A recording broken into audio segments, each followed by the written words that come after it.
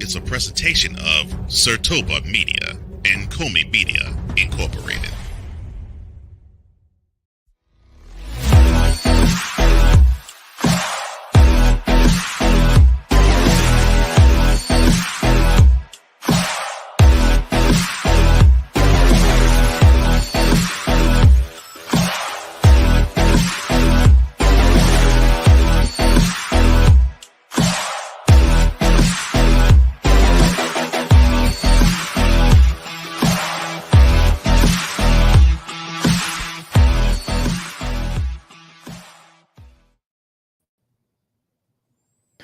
Oh, there was a team that got whooped.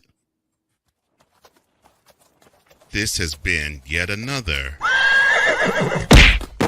Beating a Dead Horse presentation. Will we even hear that this week? I don't think so. You're watching Total Football Talk.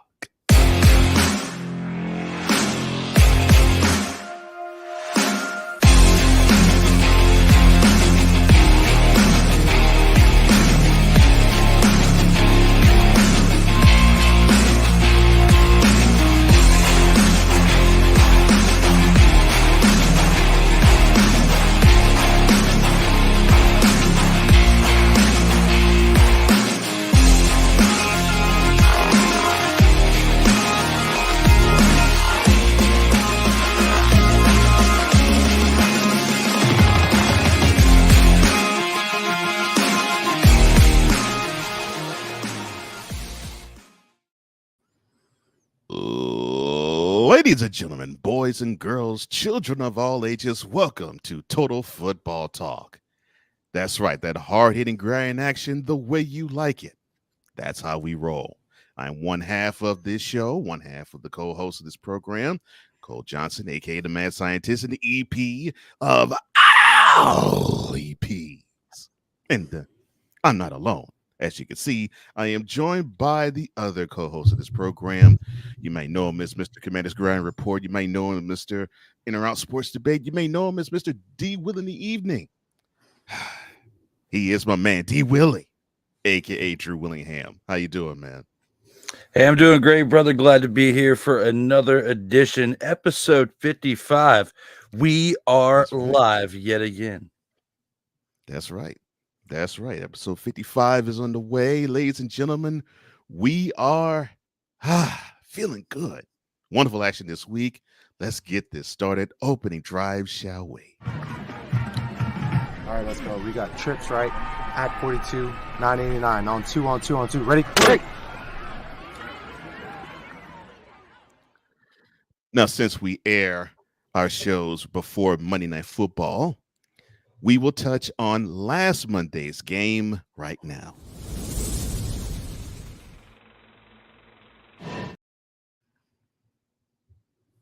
The New York Jets, they opened up on the road. They went to Santa Clara to play the NFC champion San Francisco 49ers. 32-19 was the final score. It wasn't even close. And, well, here's a tidbit for you. That's the first time we've ever had a score in NFL that was 32-19, a final score that was 32-19. Well, we all know that Christian McCaffrey did not get a chance to play, and unfortunately now he's on IR. But Brock Purdy, decent game. 19-29, 231 yards, a carry and 11 yards on the ground. Now I can go on with Demetrius Flanagan fouls, picking off Aaron Rodgers once, and Jake Moody having 6 field goals on 6 tries. Wonderful opportunity in cashing in for him. But of course, the star of the show was Jordan Mason, 28 carries, 147 yards, and a touchdown. He also had a reception for 5 yards. Now, as for the Jets, Aaron Rodgers, 13-21, 167 yards, a touchdown, and a pick. I thought he was that bad, man. He also had a carry for a -1 yard. But Alan Lazard, he had a pretty good game. 6 receptions, 89 yards, 2 touchdowns. But that Jets defense was absolutely atrocious. Your thoughts on last Monday night's game, sir? Overall, I didn't really think the defense from either side was really impressive because the 49ers didn't really do but so much to really stand out. It was more so an underwhelming performance by the actual offense of the Jets. A lot of that could be attributed to the fact that there's like literally next to no chemistry because of how much time Aaron Rodgers was out for last year because he was, hurt 4 plays in and then they had a dumpster fire of a season after that. So looking at how all that transpired last year, considering the fact of how much time they had him during the offseason because he wasn't really at training camp because he was off doing a bunch of stuff and not really being with the team, it goes to show that time that is spent with your team at training camp is necessary for chemistry and overall team building because we're seeing it in the numbers, especially in this first game of the season.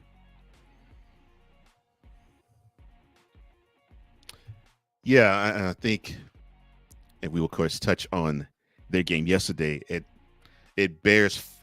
Your thoughts actually bear a whole lot of fruit because I think those chemistries issues are still plaguing this team, especially on offense.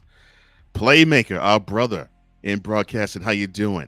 He of course is part of the morning shift. Also, he's also part of Monarchs of Wrestling. You'll see him later on today, 6:30 Eastern, 5:30. That's on the PM side, Central. He says, "Good morning, TFT bros. I'm happy you guys were able to enjoy the weekend. Unlike someone in the state of Florida, that would be him. Begins digging football graves. Well, one, my apologies to your University of Florida team, sir. And again, we'll touch on your Rams too. So I feel for you. But yes, the 49ers, they started off well. And I agree with you. The 49ers defense was pedestrian at best. Their offense was basically sparked by Jordan Mason. It looked like they did not miss Christian McCaffrey. We'll touch on that when we touch on their game that they played yesterday as well. But on to Thursday. Oh, boy.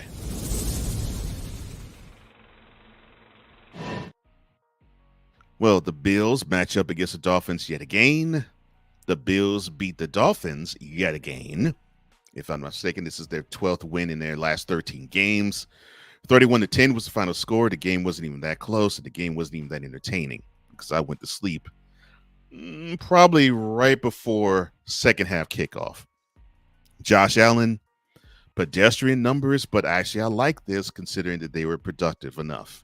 13 of 19, 139 yards, a touchdown, 2 carries for 2 yards, which I had to do a double take with that number. James Cook, although he was the action of the offense, you look at the stats, it wasn't all that impressive. Just being honest, 11 carries, 78 yards, 2 touchdowns, a reception, 17 yards, and a third touchdown, 1 receiving. Jamarcus Ingram, well, I'll touch on him in a second. Christian Benford, he ended up with a pick.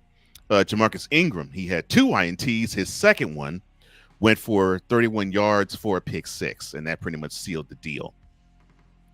The Dolphins offense had 212 passing yards. Devon Achane, he would have been the main talk of the town for the Dolphins, 22 carries, 96 yards, 69 yards, and a receiving touchdown.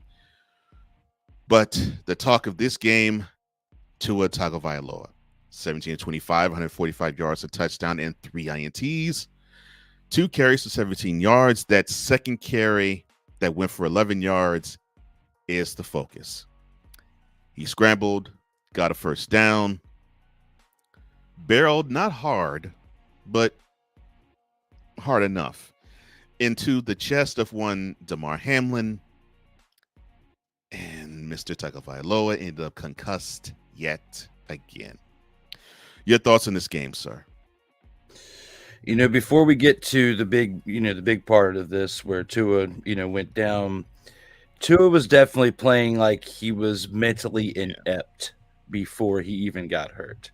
And you look at his decision making, like he was not like in his right mind, it seemed like, because before everything happened, he threw 3 interceptions. Right. And he was throwing it into double and triple coverage wasn't really making his reads. He wasn't, making the right decisions out there in the field before he had that one scramble, where he's getting extra yards. And you see other quarterbacks like during week 2, we see, CJ Stroud, we see Jaden Daniels, we see these young quarterbacks who were scrambling around trying to get extra yards to move the chains, but they're being smart with their body and sliding and getting down when they need to. Tua is making a decision way too late. Not only that, but he's going head first. And, when you look at that, and then you look at the plays that he was making throughout the game as well, and some of the decisions and throwing into some of the windows that he was, I'm not surprised looking at the end result at this play that happened with him where he's getting hurt because he's, going head first. And ironically, it happened against DeMar Hamlin. And we already know about his situation. Like that's what's ironic about this situation right here. But when it comes to Tua, he, regardless if he steps back on the field or not, we've talked about the fact of his decision making out there on the field in the moment. And it's not just when he's running, it's when he's in the pocket and standing tall and making these passes, because there is no excuse for the rushing play that he had where he got himself hurt again. But the 3 interceptions, that's just poor decision making right there. You look at the time of possession that the Miami Dolphins had this ball for. They had it for 36 minutes and 19 seconds and could only muster up 10 points. Yet the Bills had the ball for only 23 minutes and 41 seconds, and they were able to put up 31 points. So, you can break down the numbers, break down the stats, but I chalk this up with the Dolphins and their main quarterback as poor decision-making is what led to this loss right here. I could not express that any better. 100%. And you're almost lending credence to the understanding of, well, maybe those concussions that Tua suffered before Thursday is playing a part as to how he is playing with his decision making. I can't disagree with that. I could try to argue against it. I can't disagree with it because, definitely 2 of those 3 interceptions, I'm like, what were you looking at? The third was a good defensive play, but 2 of those 3 of those interceptions, I was like, come on, man. You've been playing this position a lot longer than what you're showing. I'm like, man, you're making Pop Warner mistakes in the pocket. And that shouldn't be the case. But But prayers out to you, Tua, and well, prayers to of course the Dolphins fan. They unfortunately they go to 1-1. Well, wow, that's horrible. The Bills, on the other hand, they will go up to 2-0, and they await. I think they play Monday night actually this next week. Families in town. Victor Locke, VLOCK A3, or the man that we call Victor.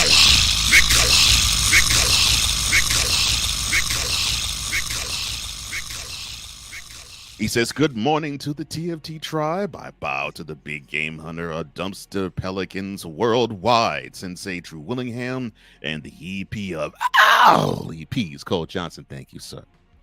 Oh, and he says, well, I'll get to Tua. He says, Tua's starting to scare me. He plays with too much guts and not enough brains. Pun not intended. And both you and Drew make valid points. Valid points. I appreciate that. Yeah, you can only get your eggs scrambled but so much. And this is the 3rd major concussion he's had since he came out of college, and he's only 25 years old. So, and we know about the history of what happened in 2022. It was nice to see him fully healthy last year, but it's wild how watching him play in 2 games this year, he's reverted back to 2022 to him. And it's like, I wonder what his offseason regimen was, because it's definitely not what it was during the 2023 offseason. Yeah, that's a good point too. It's just horrible. And 3 major concussions, and the other one that is considered minor. To me, I consider it major because it led to the first major one, which is 4 days after what he suffered against the same team in the same stadium. Oh, Victor says, now, if you'll excuse me, I'll report to the ground for the usual kicking. Yes, you and this gentleman, too. Drew Willingham. In this case, I'm sorry. My bad. Doggone it. Oh, you and this man has to report to the usual kicking. Delete! Delete! Delete! Delete! Delete! Delete! I think now you're starting to see why during the green room discussion I was like, we need to separate the two. Yeah. And it's a lot of buttons. And glad you did, and I still clicked the wrong button. But yeah, we will talk further on TAM when we talk about the Cowboys. Yes.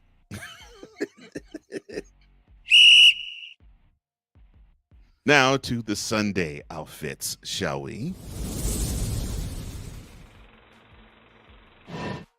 We can talk about the Jets again. That's right. Now, we did talk about the Jets. They played Monday night. They also played yesterday afternoon. They were in Nashville. They played against the Titans, and they beat them 24-17. That game was mighty ugly, and I watched all of it. Aaron Rodgers was actually efficient.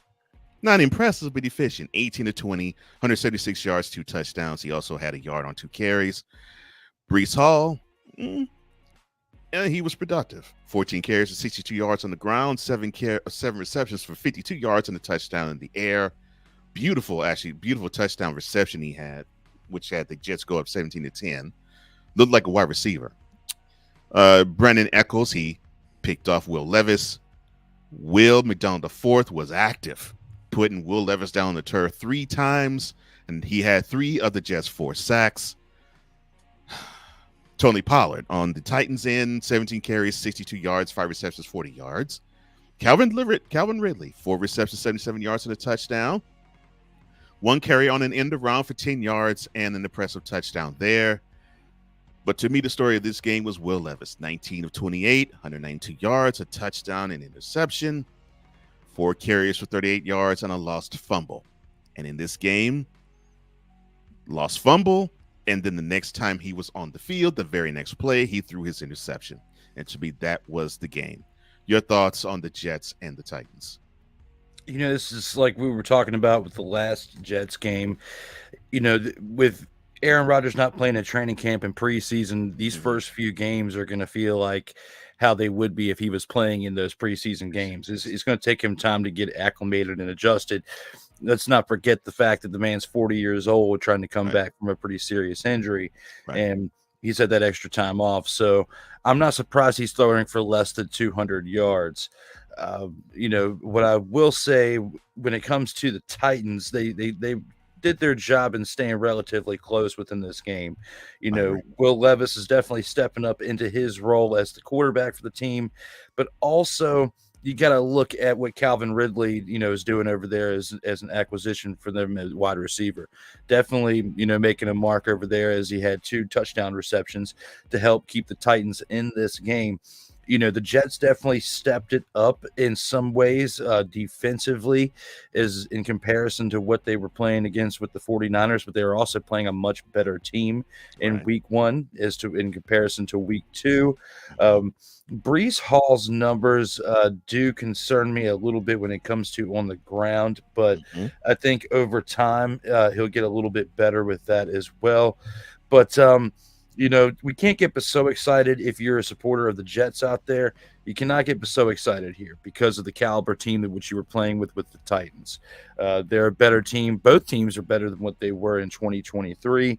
But I think by the time we get to week 6 or 7, we can really start giving a true assessment on the Jets, because it's going to take them until about weeks 3 to 4 to 5 to really start unraveling what they have on their roster, because the chemistry will start building in that time, and we'll start to see if Aaron Rodgers can turn things around, because we're going to need to see an Aaron Rodgers that can throw between 225 to 250 passing yards per game consistently to keep this offense in it, because they cannot, even though we do preach the running game, This team is not built to lean on the run heavily, even though Brees Hall is great. They have a one punch, but they don't really have a 1-2 punch.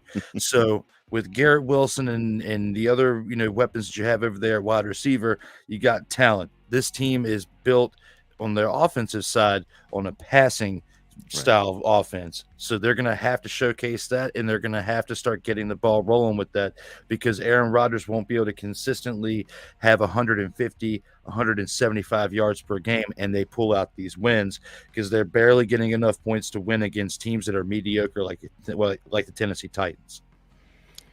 Beautifully elocuted. And I think that's the issue that I'm seeing so far with the Jets. That offense runs uneven, and you're seeing Rodgers playing extremely careful. When have we ever seen Aaron Rodgers play? We've seen him play smart. We've never seen him play careful. It's almost as if the field to him is like a china shop, and if he feels he goes goes to the right too far, to the left too far, behind too far, in front too far, he's going to break something. And the numbers reflect it, and I agree with you. They are built for explosion. I mean, on one side you have Garrett Wilson, the other side you have Allen Lazard. So they're built to stretch you down the field, to hit you with slants and shallows, and then hit you deep one of those throws. But we have not seen much of that because of, like you said, the uneven play and the chemistry not being there, because this is really yesterday was the second full game that the Jets have played with Aaron Rodgers and them. Yeah, he had 2 preseason outfits, not this past season, but the season before, where it was like maybe a drive one game and a quarter another. You can't build too much chemistry with that and just practice. But yeah, I agree with you, sir. Ike Dawson, what's up? It's great to see you, my man. I hope everything's good with you and your world. Good job, Ike. Victor, he says, it's weird seeing quarterbacks trying to lay blocks on the D line. I've seen Justin Fields do the same as Tua. Yeah. And I think you'll be seeing more. I always get a kick out of when I see quarterbacks throw blocks. And I harken back to Tom Brady when he would try to throw blocks. And it's like, look at him try to be bold, and then he made the business decision once he had to actually try to throw the block. I find it hilarious. At least TB12 didn't have to try as hard to throw a block as he has to try to be an announcer. Oh, no. When we talk about the Saints Cowboys, Playmaker says, yeah, he watched the whole game with that evil scientist smile talking about me because Will Levis struck again. Dude, you are one of those plays, one of those drives. You are deep within Jets territory. 3rd down. All you need to do is just hold on to the ball to kick a field goal. What does this brain devoid fool do? He scrambles out the pocket. He sees, I think it was Tony Pollard, and he decides to lateral it. Yes, as a fan, I beamed wide because I love seeing it. But as an analyst, I'm like, come on, Will, you know better than this. Now, the INT, that was actually a really good play on the Jets defense, but that to me was just inexplicable and inexcusable. I'm like, come on, Will. You got to do better than that, man. Dante, it's good to see you, man. What's up? I hope you gearing up for tonight as your Eagles properly have a home game. I know they officially was the home team in Brazil, but they have their home opener tonight on Monday Night Football against Falcons. I hope that you are doing well. I hope you're enjoying what you've seen thus far in their victory against the Packers in Brazil. Ryan McCarthy, one half of, at least for the moment, TFT Extra. Wonderful CFL analysis, by the way, sir. He says, "What's up, Drew and Cole? Are they still them boys?" No, they're not. We will definitely touch up more on that in a little bit, and definitely gonna miss Ryan this Friday. I'm gonna be rocking solo because he's gonna be out of town, so he'll be back next week for TFT Extra. But I will be flying the ship solo unless anybody wants to volunteer to talk CFL. Oh, look at that. I'm telling you, I'm surrounded by talent. I'm surrounded by talent. I hope you enjoy yourself, sir. You saw Playmaker says, "Well, what the heck were you doing?" Yes, that's really how I was. Really, Ryan says, "Look, the Jets played ugly, but they don't count style points as a win. Of course they don't. It doesn't matter as long as you get the W. And what's better than one threat of running back? Two threats of running back. Yeah. And look, I've heard the same thing about my Texans. They're like, oh well, you're all horrible. I don't care. What was the final score? I don't care how pretty or ugly the game looked. Did they score 1 point more than the opponent? They did. I'm good. We'll fix whatever's the problem in the week leading up to the next game. But I saw a W. That's what I'm celebrating, and I'm with you, Ryan. You should, as a Jets fan, celebrate that W in Tennessee, no matter how ugly it looked. Victor says, "Espresso more coffee. Does your Villering know no bounds? I understand mutually assured destruction, but come on." the shot that he threw was not to Victor, but it was to the moronic Republic of Cowboys Nation. And he says a good morning to him. Victor says, "It's good to see you too, Ryan. I miss your money, and I enjoy North Winter's acquired." Well, you should tune in on Fridays because he still talks to the Football Talk Extra on Fridays. Just Vic Alive, you are subscribed to Sertoba Media and Comey Media, and they play on both channels on Fridays around 5 o'clock p.m. Eastern time. Mm-hmm. And he says the moronic Republic will not be denied. They won't be denied when we get to them. Dante says, "Look, I think Rodgers is unsure if he's healthy. I think he's testing that Achilles too, and I still feel as though he's not feeling as though he could bear all the weight he can on it. So it's early, and the team's in September. So come December, maybe you might have a better outlook on what this team is, unless you're Dallas."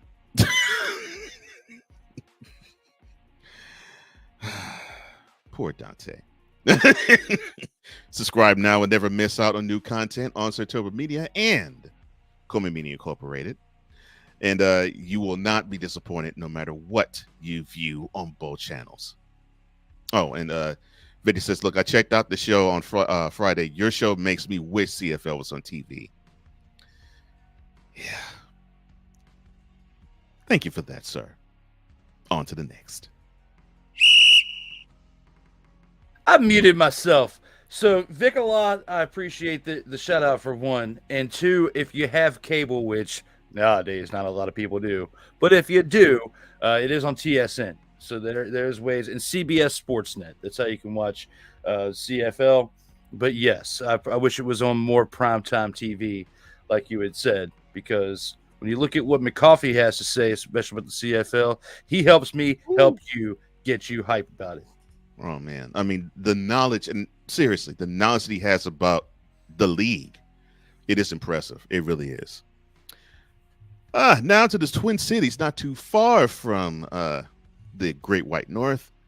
The Vikings hosted the 49ers, and for the 8th consecutive time this matchup happened in the Twin Cities, the Vikings beat the 49ers. This time, 23-17 was the final score.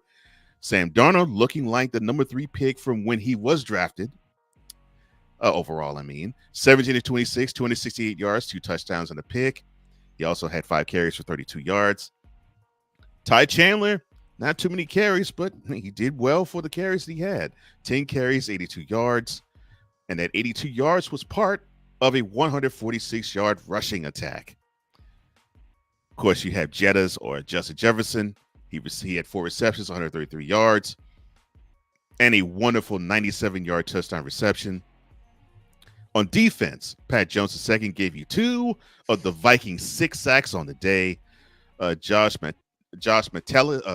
Metellus ended up with a pick. Real Richard for the Vikings, 3 field goals on 3 attempts. And for the 49ers, Brock Purdy, when I see 300 yards by his side with the passing, I know, and I am anticipating that game. It's up in and.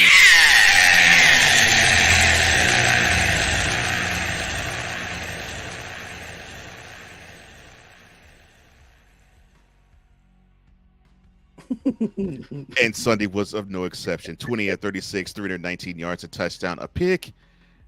Two carries of 12 yards and a I'm sorry, for those who don't know what that means, a lost fumble.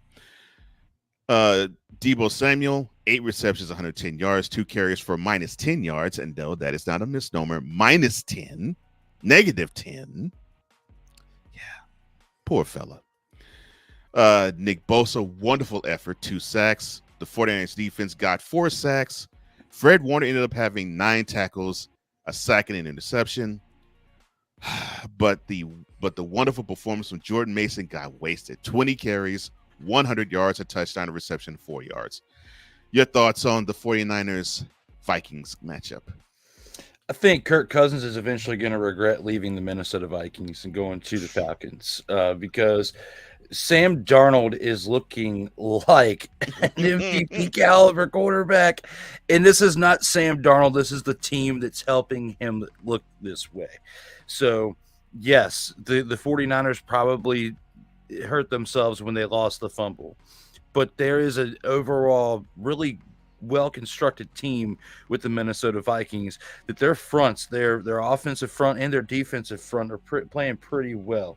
You got to look at what they were able to do to this 49ers offense, the pressure that they were putting on them, only holding them to 17 points when you look at what they had done the previous Monday against the New York Jets. So they definitely played against 2 totally different teams between the Jets in week 1 and the Vikings in week 2. And the Vikings definitely are proven to you that you don't have to have a big money quarterback in order to run a team.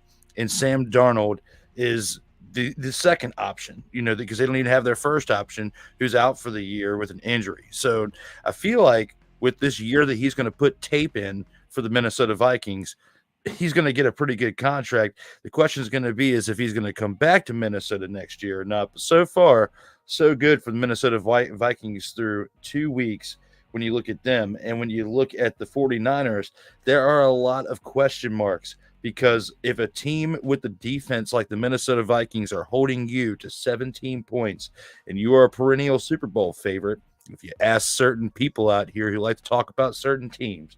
But when you look at this too, the 49ers are also doing well because their running back, their second string running back, Jordan Mason, is putting up the numbers of what he's doing. I think they also gives a lot of credit to the offensive line for the protection that they're giving him and the holes that he's got to run through, but also for the caliber talent that they have recruited for this team.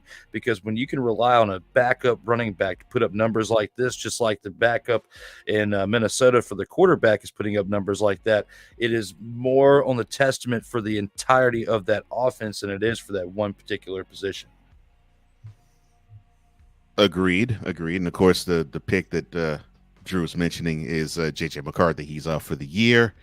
That was the one that the head coach Kevin O'Connell wanted to groom into being the next franchise quarterback. But looks like he has to do it holding a clipboard at the moment. And Sam Darnold's cooking, and that's a really good point. Because the last time they had this situation, you had Case Keenum, who brought them to an NFC championship game, and then the very next offseason, gone he went. In signs Kirk Cousins. That's right, Mr. Chew Change himself. 49ers go to 1-1. The Vikings improved to 2-0. Did we see that on our bingo cards, ladies and gentlemen? The answer to that is no. Well, we stay in the Midwest. We go a little bit east to Detroit, or the Motor City, where the Lions, they host the Buccaneers in a rematch of the divisional round game they played. But the outcome was different. The Buccaneers beat the Lions 20-16, powered by Baker Mayfield, or the man formerly known as Bunker Stayfield. A decent, but an almost mistake-free, not quite, performance. 12-19, 185 yards, a touchdown. He did throw a pick. 5 carries and 34 yards with a touchdown on the ground. Now, the ground game was just absent in this whole game from both sides. But Chris Godwin got busy in the air.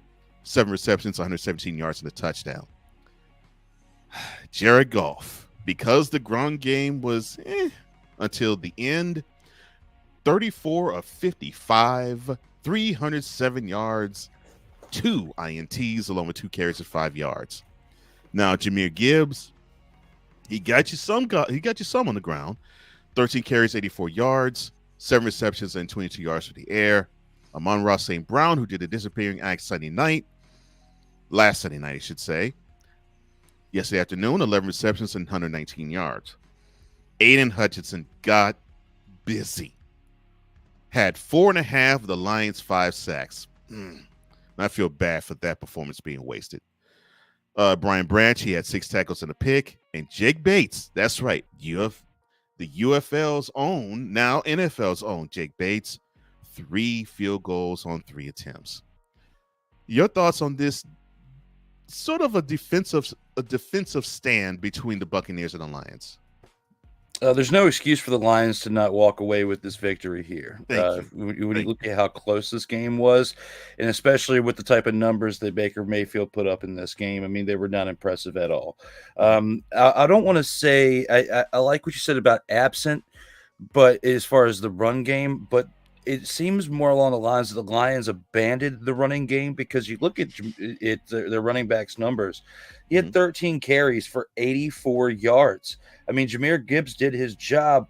He just didn't get enough touches. I mean, 13 carries for 84 yards isn't bad, but yet you had your quarterback pass 55 times in the game. Had you taken 10 of those away from him and given them, the rushing plays to your running back, he would have had well over 100 yards. You would have established enough of a run and a balanced load to where you could have moved the chains more, and you would have easily made up for those 4 points that you lost by, and could have easily won this game by 3. You shouldn't have to rely on last-minute comebacks when you're not balancing your load out well enough. So I attribute this loss more along the lines of the game plan, that they didn't well establish the run early on, and they relied on their arm way too late, to where you got Jared Goff throwing way too many incompletions towards the overall game, rather than having a well-balanced attack. So their game plan for the Lions is what screwed them up in this game. I 100% agree, and I'll add along with this as well. They're having the same issues as 49ers are. No red zone efficiency. It's horrible. It is absolutely atrocious how they get to the red zone and either they settle for field goals or they get no points at all. And if they were to, in one of those trips, they didn't punch it in for the touchdown, get that touchdown, like you said, this would be a Lions victory instead of a Lions loss. But because of that, that might be a costly L. We will see. Might play itself out come January. But they're 1-0. They're 1-1. The Buccaneers are 2-0, but they're not alone atop the NFC South. We'll touch on that a little later. Now, staying in the Midwest, but going a little west, going to Wisconsin, shall we, on the frozen, not so frozen since it's in the middle of September, tundra of Lambeau Field. The Green Bay Packers, they have their home opener against the Colts. Of course, the Packers were without Jordan Love. No Jordan Love, no problem. The Packers beat the Colts 16-10. Malik Willis, 12 of 14, 122 yards, a touchdown, 6 carries, and 41 yards on the ground. Josh Jacobs, 32 carries, 151 yards. He had a lost fumble, but that's what I want to see from him, Packers. Yes. Oh, and the Packers had 58 carries for 261 yards. That 58 carries, the most in an NFL game in 46 years. Proud of you, Packers offense. 261 yards on the ground. The Packers defense not be outdone. Xavier McKinney, Evan Williams, Eric Wilson each had a pick, 3 INTs off of the arm of Anthony Richardson. Oh, and not to be outdone with the special teams, Braden Arvidson, 3 field goals and 4 attempts. Looks like they may have found their kicker. The aforementioned Anthony Richardson, 17 of 34, 204 yards, 1 touchdown, and those 3 picks I mentioned. 4 carries on the ground for 37 yards, so he really didn't run all this much, which that's surprising. But they unfortunately stopped Jonathan Taylor. I don't mean the Packers stopped him, but I think they stopped the game plan for him to affect the game further. 12 carries, 103 yards. Your thoughts on the Packers' 16-10 victory over the Colts? Well, it wouldn't have been as such as had Anthony Richardson done a better job protecting the ball, because you know, you hit those 3 interceptions, just like we were talking about another team earlier with the interceptions they had. You know, the turnovers cost them in this game. What was good for Malik Willis is he didn't turn the ball over, but his numbers were definitely underwhelming considering what a starting quarterback or even a QB2 would be putting up, which is why they're not missing him in Tennessee, and they would have had an even worse result if he was starting at quarterback yesterday for the Titans rather than Will Levis, or if they would have had the old Ryan Tannehill. So they made the good choice there. The Packers, however, they're not going to get by for too long with this type of production out of him. And if it wasn't for their running back putting up the numbers that he did on the day with the acquisition of Josh Jacobs, they would not have won this game. So the turnovers on the one side with Richardson, along with the running attack by the Packers, balanced out enough for them to get this win, but barely. And they definitely need to look at their mistakes from this game as well to realize that they're going to need to get more production out of Malik Willis for the next month if he's going to be really the quarterback until we see Jordan Love come back. Yeah, the prognosis for Love to be out is supposedly 4 to 6 weeks, make it 3 to 5 now, since he's now been out a week. Yeah, if this is what he's going to be putting up for numbers, especially in the passing game, it may be a long year for the Packers. I agree, but they improved to 1-1. The Colts, they're 0-2. Now let's go down south, shall we, to Charlotte, where this better explains the Panthers and the game they played Sunday.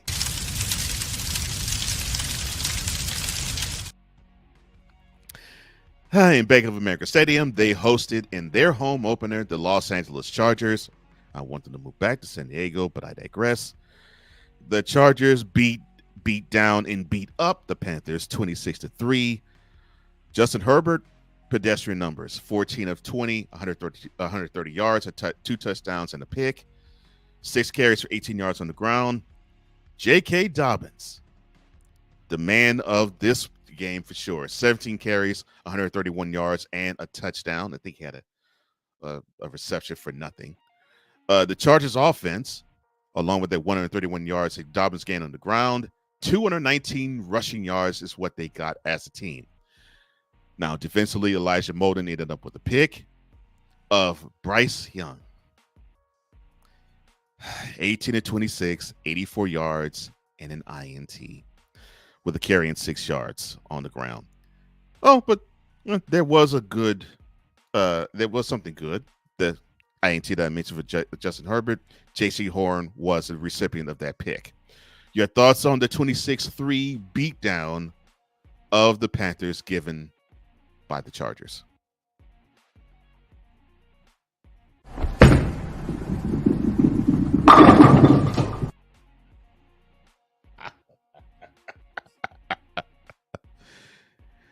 The beatdown so thorough that even when my brother's lips moving, he's apoplectic and can't be heard.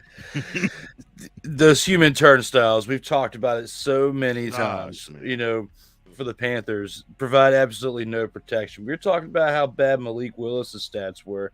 You look at how your starting quarterback, this is your starting quarterback, Bryce Young, only putting up 84 yards in a game. It all is attributed to how terrible that offensive line and just that overall team is. This team has no shot and could potentially be the first 0-17 team that we have ever had in the NFL. It's very, very close. It could happen, just like the kid in the Angels in the outfield said back in the 90s. So looking at that, and how terrible this game was and how terrible this team has played, not just the first 2 games of this season, but going back the past couple seasons, I have no hope for this Panthers team. And until otherwise, I'm going to go with they're going to go 0-17 this season. Yeah, I have no hope for them either. They go down to 0-2, which is not surprising. The Chargers, they go up to 2-0. Victor says, I was about to say it was Bowl and Shoe ugly, but Dumpster Fire worked as well. Well, the Sensei beat all of us to it. because it was a bowling shoe ugly type of game. Goodness gracious. Now, a good game a game that we did not think was going to be good, but it turned out to be good, actually. The Patriots in their home opener, they hosted the Seahawks. It went to overtime. The Patriots held the lead, not in overtime, but they held the lead in the regulation. But the Seahawks fought back, got in overtime, and they beat the Patriots 23-20. Geno Smith, 33 of 44, 327 yards on the touchdown. He also had 5 carries for 8 yards. DK Metcalf, 10 receptions, 129 yards, and a really good touchdown reception. Jackson Smith-Njigba, which I never thought I was going to see this name ever again, from Ohio State, but he chipped in with 12 receptions for 117 yards as well. Defensively, Leonard Williams gave you a sack and a half. And on the special teams end, Jason Myers, he gave you 3 field goals and 3 attempts.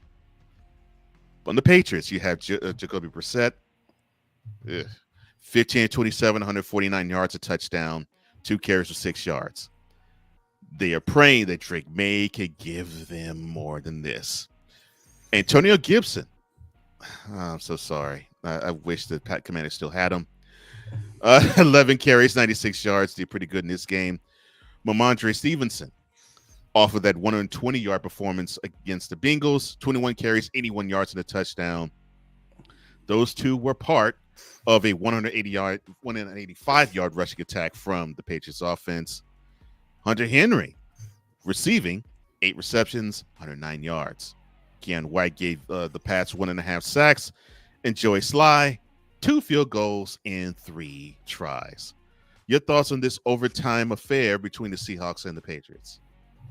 The running attack definitely was big for the Patriots, was kept them in this game. Between Antonio Gibson and Ramondre Stevenson, both putting up great production for this team, along with Hunter Henry, as well, with his contributions, which we haven't heard his name much since he left the Chargers. He hasn't been that formidable piece that he was with the Chargers over with the Patriots. And maybe with this way this offense is styled up now, they've got a better chance of bringing him back to that old Hunter Henry. But at the same time, he has had some injuries. Touching on what you said about Antonio Gibson, I'm actually glad he's not in Washington anymore, because it's a different type of offense that I'll get into here more in a little bit, that he didn't really fit in well with towards the end of his tenure. That now, with it getting younger, not saying he's too old, but with it getting younger and the type of weapons they have in Washington, he just wasn't fitting well with it towards the end. So it's good to see that his new home in New England, it's finally starting to come together. I was concerned about it, but him having almost 100 yards in this past weekend definitely goes to show that he is carving out his own piece there, especially working as the running back, the RB2 behind Ramondre Stevenson. So that definitely worked out well for him. Overall, I like what I saw in both of these two teams fighting. It was definitely a well-balanced attack on both sides, except for the fact that you have those questions at quarterback with the Patriots that are only going to get answered once they put Drake May in there.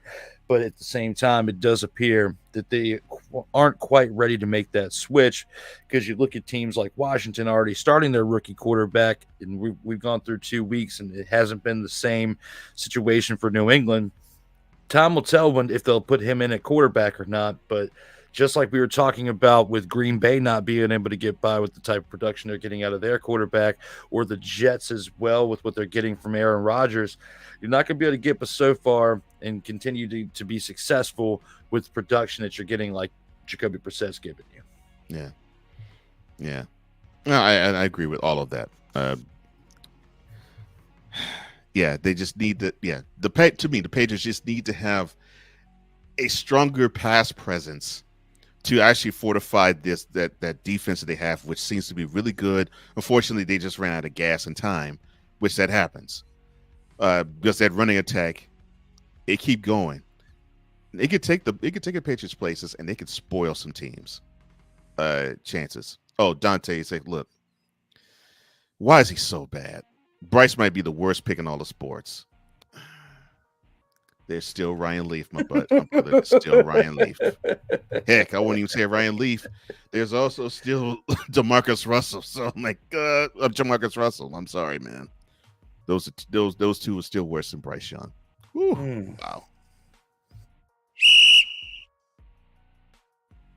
wow. Continuing being down south, Duval. They had their opening 2024 game. The Jaguars hosted the Browns, and Mr. Massage Parlor himself, Deshaun Watson. Oh, that's in bad taste. I'm sorry. My bad. Woosah. The Browns, they beat the Jaguars 18-13 due to the performance of Deshaun Watson, 22-34, 186 yards, 5 carries, 20 yards and a touchdown. In essence, he basically didn't get in the team's way. The Browns defense, they were the stars of the show. 4 sacks on the day. Four guys with a sack each, actually. One of them being Myles Garrett. Dusty Hopkins, he gave you 3 field goals in 3 attempts with a long of 53 yards. The Jaguars' Trevor Lawrence. Ever since his injury last fall, this team has been in a tailspin, and he's been in a tailspin with it. 14 of 30, 220 yards, 2 carries for 45 yards on the ground. They just need to really find themselves somehow. Brian Thomas Jr., 2 receptions for 94 yards in the air. Montaric Brown, he gave you 11 solo tackles, which that is a problematic thing. Not the tackling, but as many of those solo tackles. Cam Little, 2 field goals made in 3 attempts. Your thoughts on the Browns and Jaguars, sir? The pressure that the Browns defense was putting on the Jags was definitely immense when you can see, it affecting the offensive line of the Jaguars, and definitely not giving Trevor Lawrence enough time back there to make decisions, especially when they were put down their own one, and they had that the safety that happened back there in the end zone or whatnot. So when you look at that, when you look at the overall pressure that was put on them by the defense of the Browns, which there have been question marks since the season started about Deshaun Watson, but the defense has definitely been stepping up, and that's what's been formidable for them for the past few seasons. Deshaun Watson definitely still playing very underwhelmingly considering what he's getting paid. But overall, I was very surprised to see a Dustin Hopkins sighting, because I didn't even know he was still in the league until he did what he did this past weekend, because he used to be with Washington and now with Cleveland. So good for him to be 3-on-3 for the day for a 53-yard field goal that he was able to help this team get over the hump with. But overall, you got to look at the aggression of this Jaguars team, of what they were a couple of years ago to what they are now. This offensive line is concerning me. And then, you can only say so much about Trevor Lawrence, because there are issues with the playmakers around him, not just him. And if you don't have enough time to make decisions, you're going to have these type of results. So looking at it at this way, I can't throw so much shade on the quarterback when the overall decisions made by the front office of the Jaguars are starting to catch up with them now. 100% agree. And I'm not just throwing shade at him. It's just he has been a really good reflection of how, definitely offensively for sure, how the team had all this energy and all this positive momentum, and it just devolved and it spiraled downward really fast. And I agree with you. I think he might be missing a playmaker like a Calvin Ridley, who, of course, now he's with the Titans. And I think they probably have to rely a little bit more on Travis Etienne, who had a performance yesterday. But, very few playmakers. The over-reliance on defense, which when you have that and you don't have all the requisite pieces, God, I feel bad for Trayvon Walker. Whew. Just when you have those pieces and you ask him to do so much, you can ask Myles Garrett on the other side.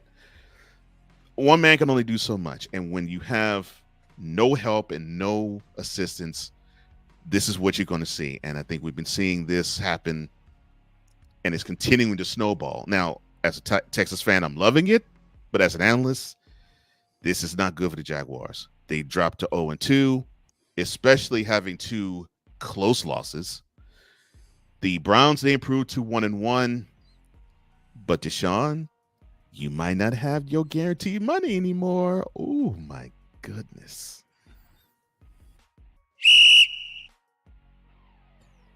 Now let's have some fun, shall we? Your Commanders, they had their opening Sunday game, opening home opener. They played against their rival Giants. It was a nip and tuck, back and forth affair that the Commanders pulled out by the tune of 21-18. And I will pull up this comment from Dante, which I agree with him about Jaden Daniels. He says, I have to apologize, of course, for those who don't know, he's an Eagles fan. He says, I actually like what I've seen from Jaden Daniels. I actually like what I'm seeing from him, too. 23-29, 226 yards, 10 carries, 44 yards. To me, what I like the most, 0 turnovers. And I do like the 10 carries. Keep it around 10 or a little lower. I can handle that. And, of course, he helped out in the rushing attack. So did Brian Robinson, 17 carries, 133 yards. He did have a reception of 3 yards. The 44 yards from Daniels and the 133 yards from Robinson on the ground, it helped the Commanders' offense to gain 215 yards on the ground. I'll get to the player of the game in a minute. For the Giants, Daniel Jones, 16-28, 117 yards, 2 touchdowns, 5 carries for 32 yards. Devin Singletary, 16 carries, 95 yards, a touchdown, and Malik Neighbors, 10 receptions, 126 yards, and a touchdown. Jason Pinnock, his 2 of the Giants' 5 sacks were wasted because of Austin Seibert. Not 1, not 2, not 3, not 4, not 5, not 6, but 7 field goals, including the game winner. Your thoughts on your Commanders getting on the win column against the rival Giants? Before I give praise to the Commanders in certain, lights with this, I do have to say that, the Giants, they stepped up in this game. You look at how Daniel Jones was doing, especially in that first half. Of course, when you look at the end result, they had to rely on their kickers more than they should because the offense just wasn't able to punch the ball into the end zone. But Neighbors for the Giants, definitely a great weapon that they had. Him and Daniels played together back in college, so it's nice to see them getting up before the game, dapping it up and stuff like that. But also nice to see both of them leave their mark in this game. Had Devin Singletary not done what he has been accustomed to doing in previous destinations with coughing the ball up, Giants could have potentially won this game because you can't necessarily rely on your kicker, even though we just saw it last week with the Pittsburgh Steelers and Boswell kicking 6 field goals to help them win the game. And it's the shades of that when you have this kicker kicking 1 more than that when we thought the 6 field goals was pretty wild. Now this week we're seeing a kicker do it with 7 and setting a franchise record. Who he already set it when he kicked 6, and then extended it when he kicked the 7th and the final field goal to give them the win in this game. Jaden Daniels, just like with what we talked about last week with him when he had those 16 carries for like 100+ yards last week. This week the numbers were down. But very similar in the aspect of, a lot of those plays that he was running the ball for, like in this case, the 10, I think only 3 or 4 of them were actually quarterback design runs. He's only really running because the breakdown of the offensive line. Out of these 10 carries, 6 of them wouldn't have even happened with Sam Howell. They would have just been sacks, and he would have had like 4 carries for 7 yards or whatever the case may be. So looking at this the way that it is, there's a huge difference from what the team had last year to now. Sam Howell was a stand tall in the pocket, kind of a quarterback, sling it around for you. Jaden Daniels is a hybrid. He can stand tall, he can sling the rock for you, but also when the play breaks down, which it happens a lot in Washington because of the type of offensive line they have, he gives you options because he can scramble around to get outside the pocket and still throw the ball, or attempt to run and still move the chains that way. So it was nice to see what he did in the game. You could definitely see an improvement from week 1 to week 2. The question is going to be is how consistent is he going to be along with these other young playmakers, and how consistent will the coaching staff be to help them get to the next level?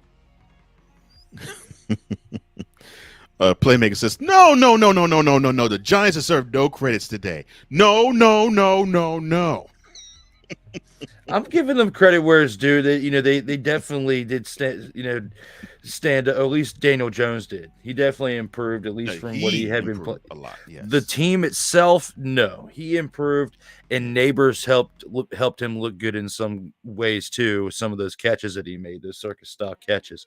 But other than that, between those two, the rest of the team is still a bunch of dumpster Pelicans. Speaking of Malik Neighbors, Dante, Eagles fan himself, says, put some respect on Malik Neighbors. That's the future in Philadelphia Eagle when A.J. Brown retires.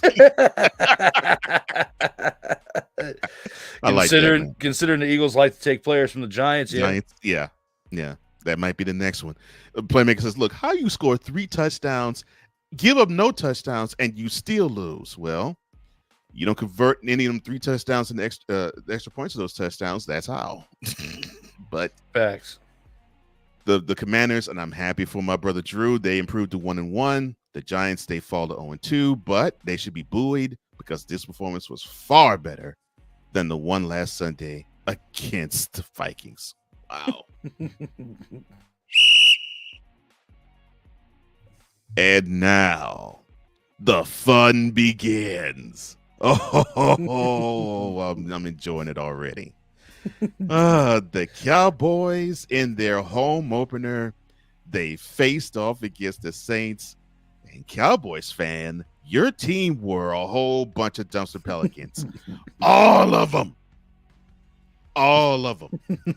Especially defense, giving up 44 points, and that's supposed to be the strength of your team. Oh my goodness.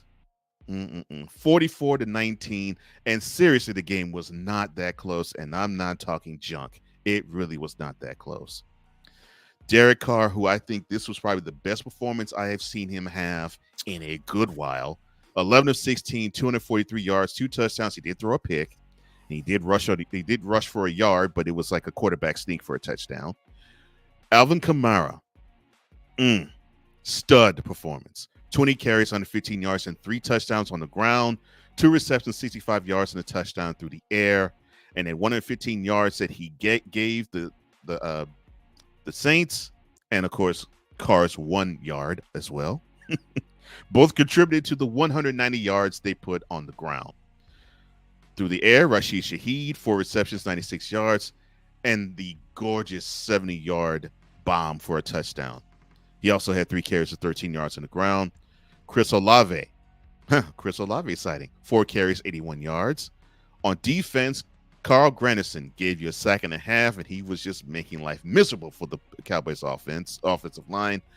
Paulson Adebo gave you a pick, so did Tyrann Mathieu. Yes, Honey Badger. and the Cowboys. Dak Prescott, 27-39, 293 yards, a touchdown and 2 picks, 2 carries and 12 yards on the ground. CeeDee Lamb gave you 90 yards and a touchdown off of 4 receptions. Jalen Tolbert gave you 6 receptions for 82 yards. Donovan Wilson defensively gave you a pick. And Brandon Aubrey was the best offensive performer, even though he plays with special teams, 4 field goals on 4 attempts. Your thoughts on the Saints beating down the Cowboys? It's like a national holiday. Whenever we get to see the Cowboys take the...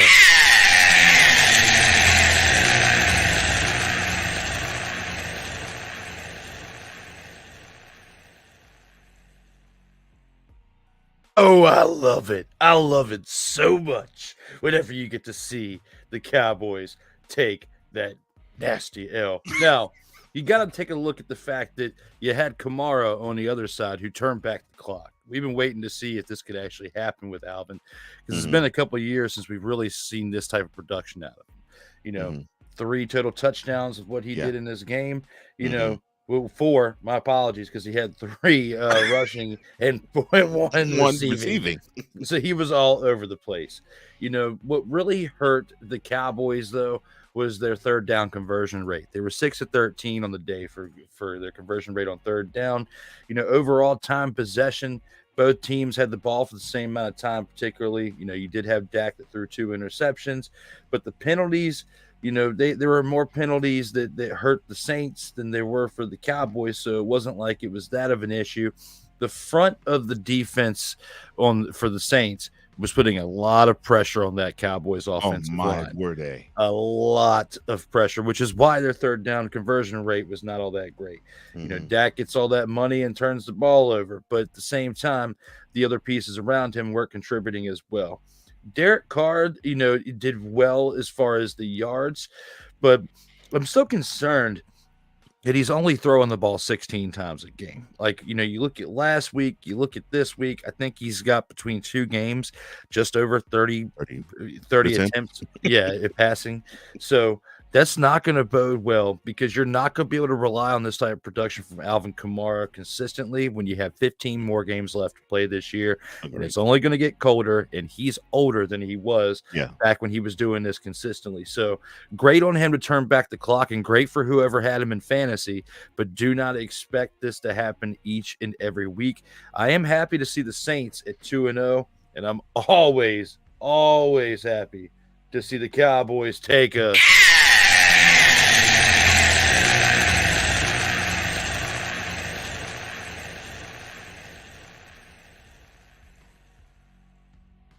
However, don't expect to see this each and every week out of both teams. No. Because the Cowboys are going to pick it back up. We're going to see some more life in them. But that defense over there, as much praise as Jerome wanted to give them, especially over this offseason. That is my question mark. You can't give up 44 points like that. Now, the Saints, we already knew they were on the come up because of what they've done over the past couple of years in the offseason. And the talent that they have, we were just waiting to see if Derek Carr could step it back up to what he used to be over with the Raiders. He's somewhat close to what he was before, but can it remain consistent is the question. If they can improve from this 2-0 start. And the Cowboys, there's a lot of question marks on that offensive line. There's a lot of question marks on that defense. And also the fact that you do not have a reliable running back core to establish the run for this team. That also hurts you when you cannot extend the plays with your legs, which is going to hurt you down with third down conversions and so on and so forth. Yeah. That to me, forget the offense. That to me was wow, I just don't believe I'm seeing this. Because I was seeing the secondary getting burned.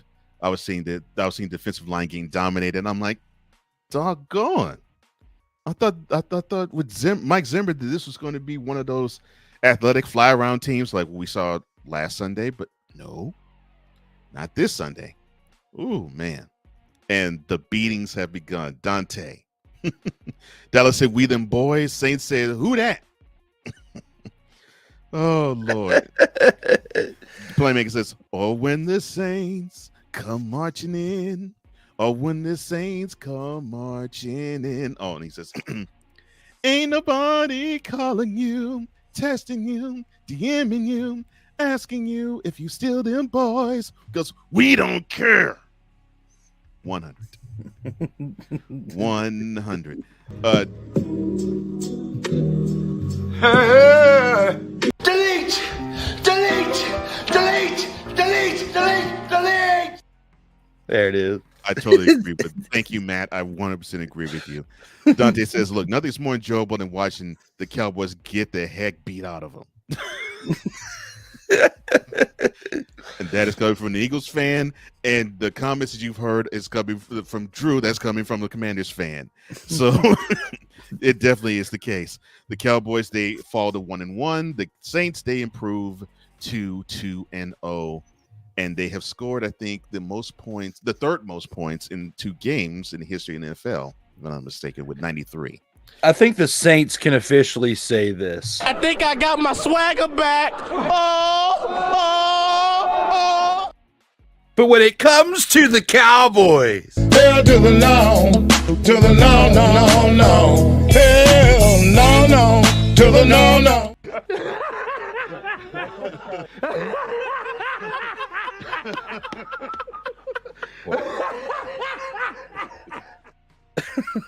Oh, and for you Cowboys fans and I saw this a couple of times last week who said that we're going to go all the way to the Super Bowl.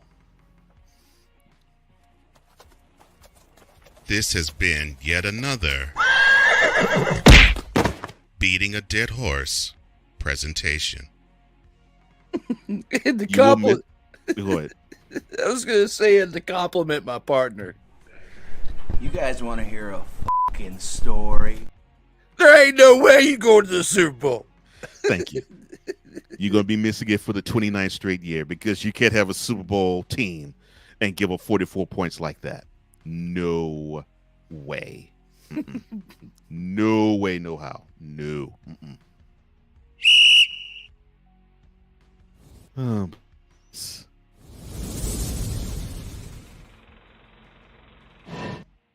Let's get to more Sunday games. Go to the afternoon affairs.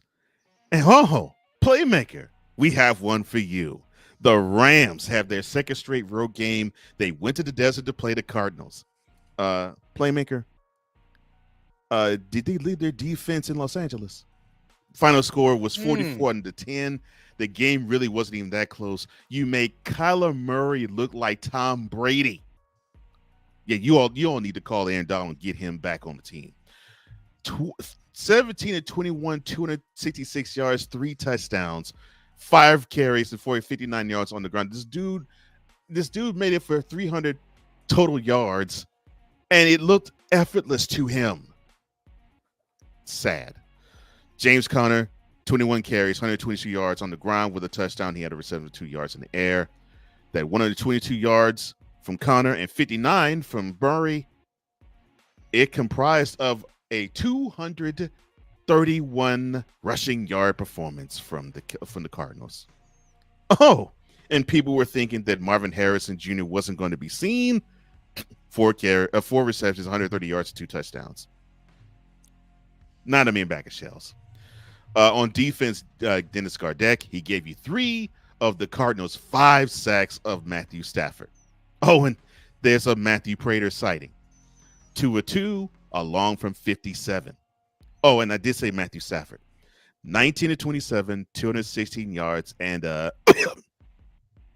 your thoughts on this absolute beatdown the Cardinals gave the Rams? Playmaker, you guys have got some big questions that you got to answer, and a lot of it has to deal with your running game. Out of 52 plays, 52 total offensive plays that the Rams had, you only mustered up 53 total rushing yards. It's not going to get it done, especially when you have the type of quarterback that you have with Matthew Stafford, because you have to be able to establish a running game to open things up for him to pass, because that's all he can do. He's not a rushing type of quarterback. Never has. Where like exactly, it's where when you have teams like the Ravens or the Commanders or other teams that have quarterbacks that can move the ball with their legs, you're a lot more limited when it comes to what you can do. You know, you got a quarterback that's closer towards the end of his career than he is towards the beginning of his career, and you got to have some type of running game to help establish what you're trying to do over there for your team, and it's not working out.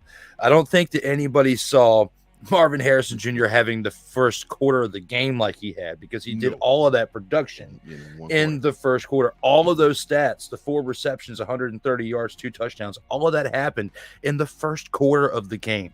It was absolutely wild to see what he did. They got off to a great start early. The second half of the game was not as enjoyable to watch if you're a fan of high-scoring action.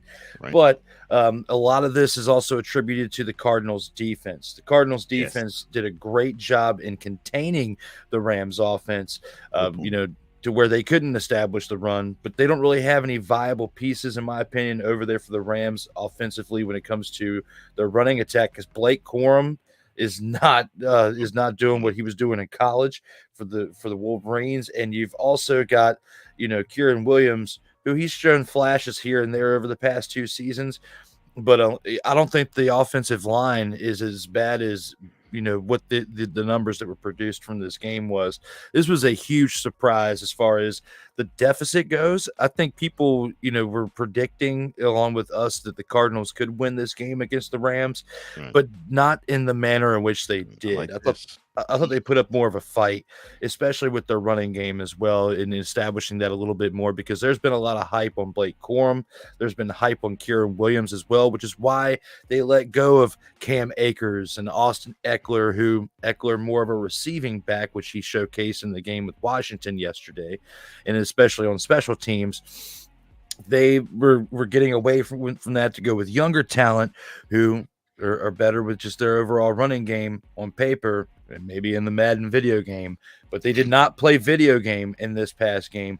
I can't say it enough. When you have 52 plays in a game and you can only muster 53 rushing yards out of 52 total plays from your offense, not good. And it's not good at all. And you're not helping out your quarterback with that. You're not helping out your overall team. But definitely big on Marvin Harrison Jr. to have the type of game that he had yesterday. It was also big for Kyler Duty to have the type of game that he had yesterday, because it's good for his confidence and this team's overall, direction moving forward. The Rams, and if you're a playmaker, a fan of the Rams, you should be concerned right now with what you saw out of this team against a team like the Cardinals, who were pretty mediocre last year without their number one quarterback. Oh my goodness, yeah, and Playmaker will tell you I show no mercy on Sean McVay, because I think when games get out of control like this, it's like he forgets the run exists and he just says, "Sling it, Matt, sling the ball. I don't care, just pass it." Oh my gosh! So Playmaker says, "Look, Sensei, it doesn't help when the defense gives up 14 points in 2 minutes. Oh, not to mention 4 backup offensive linemen playing. It's 2022 all over again." He says, "And Cole already got the popcorn, already has his popcorn, is ready to drink for Thursday. He does a show called Ramley Talk." And so, of course, we will get his understandings as to how things are going. And yes, Dante, I'm looking forward to what Stephen A. Smith has to say on First Take, because he hates the Cowboys probably as much as many of us do. And it's must-see television. But he's friends with Jarrell. That's right. But yeah, but he does interviews with Jarrell. Dante says, "Yeah, I hear what you're saying about the lack of rushing yards, but the Cardinals came out swinging." Yeah, they did. And that's what they have to do. That's exactly what they have to do. The Cardinals, they improved to 1-1. The Rams, now they're 0-2, and they have their home opener against the 49ers coming up next. And the 49ers took it on the chin. Whew, we might be seeing them 0-3. And then we have the Mile High Slugfest. And it literally was one between the Broncos and their home opener against the Steelers. The Steelers, they beat the Broncos 13-6. It actually was 13-0 before the Broncos actually even scored, which I think it was like early in the fourth quarter. Justin Fields, pedestrian. And I really do mean that. 13-20, 117 yards in the touchdown, 8 carries for 27 yards on the ground. That 27 yards was part of a balanced attack between Warren and Harris to give them 141 yards on the ground. DeMonte Casey gave you an interception in the end zone that stopped one of those red zone drives from Bo Nix. Corey Trice, he had the INT that sealed things in the end. Chris Boswell, who had 6 field goals last Sunday, he only had 2 this time with a long of 53 yards. And the aforementioned Bo Nix. 20 completions of 35 attempts, 246 yards, 2 interceptions, 4 carries to 25 yards on the ground. Josh Reynolds, he was the man for the Broncos, 4 receptions for 93 yards. Your thoughts on this slugfest that was basically catered to the Steelers in their victory against the Broncos? It definitely was catered to the Steelers. Their running attack definitely was what helped keep them in this game right there. But also the 2 interceptions thrown by the rookie Bo Nix was what also helped keep them in this game, because under ordinary circumstances, if this was Bo Nix's second or third year in the league, which if he becomes a developed quarterback that actually can produce consistent numbers like he has been without the turnovers, I feel like that this game should have gone to the Broncos because of the production that they got overall from their offense. It's just the mistakes is what cost them.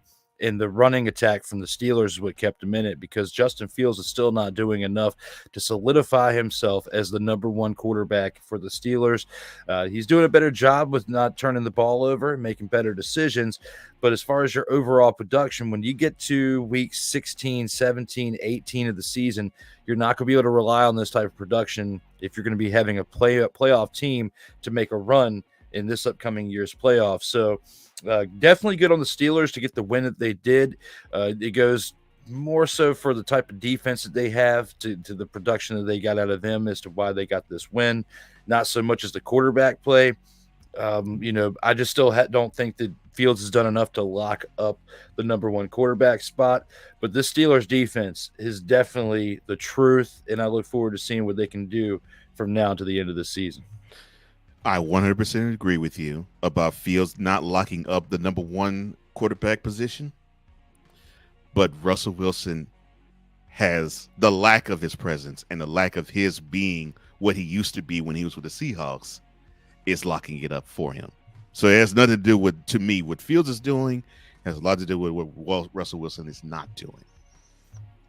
And yes, I agree with you. This team is being led by their defense, and the offense just, you better not cough the ball up or turn the ball over. And if that continues, we might be seeing more victories. But yes, can this continue against steeper competition? Probably not. However, the Steelers do start the year 2-0. And it has been a minute since we've actually said the Steelers they're off to a strong start. Strong is an operative, strange word to say when you had 18 points scored in one game and 13 in another. But still, they're off to 2-0 start. The Broncos, unfortunately, are 0-2. I don't think they're missing Russell Wilson, but they may be missing John Elway.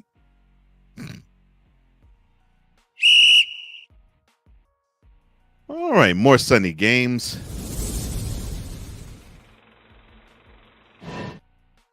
This time, the Sunday night affair between the Bears and the Texans. It was a pretty decent, spirited defensive affair, with the Texans ending up winning the game 19-13 over the Bears. C.J. Stroud, a solid performance, actually. 22-35, 260 yards, a touchdown, a carry with a -1 yard. I will take this every single week from Mr. Stroud because he takes care of the ball wonderfully. Wonderful job again yesterday. Nico Collins, 8 receptions, 135 yards, and a touchdown. On the defensive side, you have Danielle Hunter, a sack and a half and 2 tackles for loss. You had Will Anderson, the reigning defensive rookie of the year, a sack and a half as well for him, and 2 tackles for loss for him as well. Those 3 sacks were part of a 7-sack barrage from the Texas defense. You had Kamari Lassiter give you a pick. Derek Stingley Jr., he gave you a pick as well.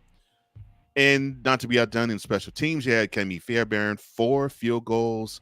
3 of them were from 50-plus yards, 1 from 53, 1 from 56, and the long one from 59.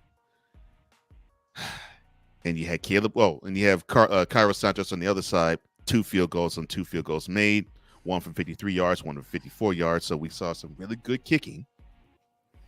But quarterback play from Caleb Williams, not so much. 23 of 37, 174 yards, 2 picks with 5 carries and 44 yards on the ground. Your thoughts on the Texans Bears Sunday night affair? This was a great defensive contest between both teams. It was definitely, you and I were talking about it last night, actually about the fact of how great both of our teams put up great defensive matchups. Looking at things, how they went overall, 7 sacks. Yeah. Absolutely wild. Like we're used to talking about this in like college football, like UFL, CFL. This is not something we get to see every week. Just like earlier with my team, we don't talk about a team that has a kicker that kicks 7 field goals a lot in a game. Right. We also don't see a defense have 7 sacks a lot in a game as well. So kudos to that defense as well. I know J.J. Watt is wishing he was able to play with this type of defense, but they have yet to call his number, even though he's in shape and ready to come off the free agency side or come out of retirement to play for him. Fairbairn as well. You talk about the 3 field goals of over 50-plus yards. This is 2 consecutive weeks that he has 6 50-plus yard field goals. He's got 3 in each game. That is insane looking at that too. So they can definitely keep this up. This team looks like they have definitely built on what they had established last year, and they are coming. They are on the way. Yeah. And for many of you who waited 20 real years now for a Houston team to be formidable in the NFL, you finally got it. Even though you've had some flashes in the pan, the past 2 years have shown you've got a true team on your hands. Yeah. When it comes to the Chicago Bears, the pressure that was on Caleb Williams was absolutely real, like all night long. Every time he dropped back, there was pressure on the Texans as well, but they were able to handle it a little bit better. They have a stronger front than the Bears do, and Caleb Williams also not what CJ Stroud is, or at least not yet. This is only his second game. Not everybody gets to have the type of start to their career like CJ Stroud does, and he's had his hiccups here and there since he started, but he does a lot better job of managing the game, especially at this course in his career. And maybe Caleb Williams can get there in time, but right now, you look at what CJ Stroud did, you look at what Nico Collins contributed as well. I mean, definitely huge games for them. But the 2 interceptions is what helped cause the Bears their loss, and a lot of that goes to inexperience on the professional level.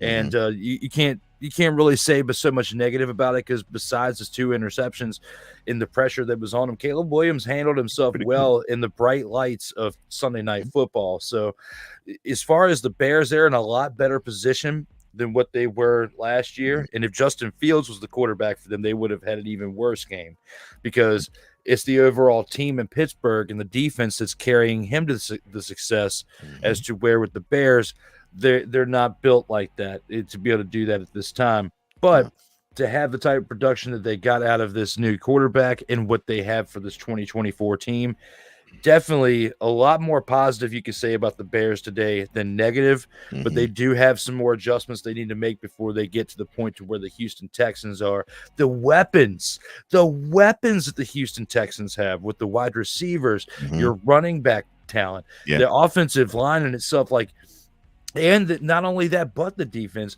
overall. You've got to say, and I'm not just trying to blow your head up because this is your team, Cole, but looking at all 32 teams in the league, this is one of the best, if not, in my opinion, the best established team in all 3 phases of the game. And the Houston Texans should, in my opinion, be in the AFC Championship game this year.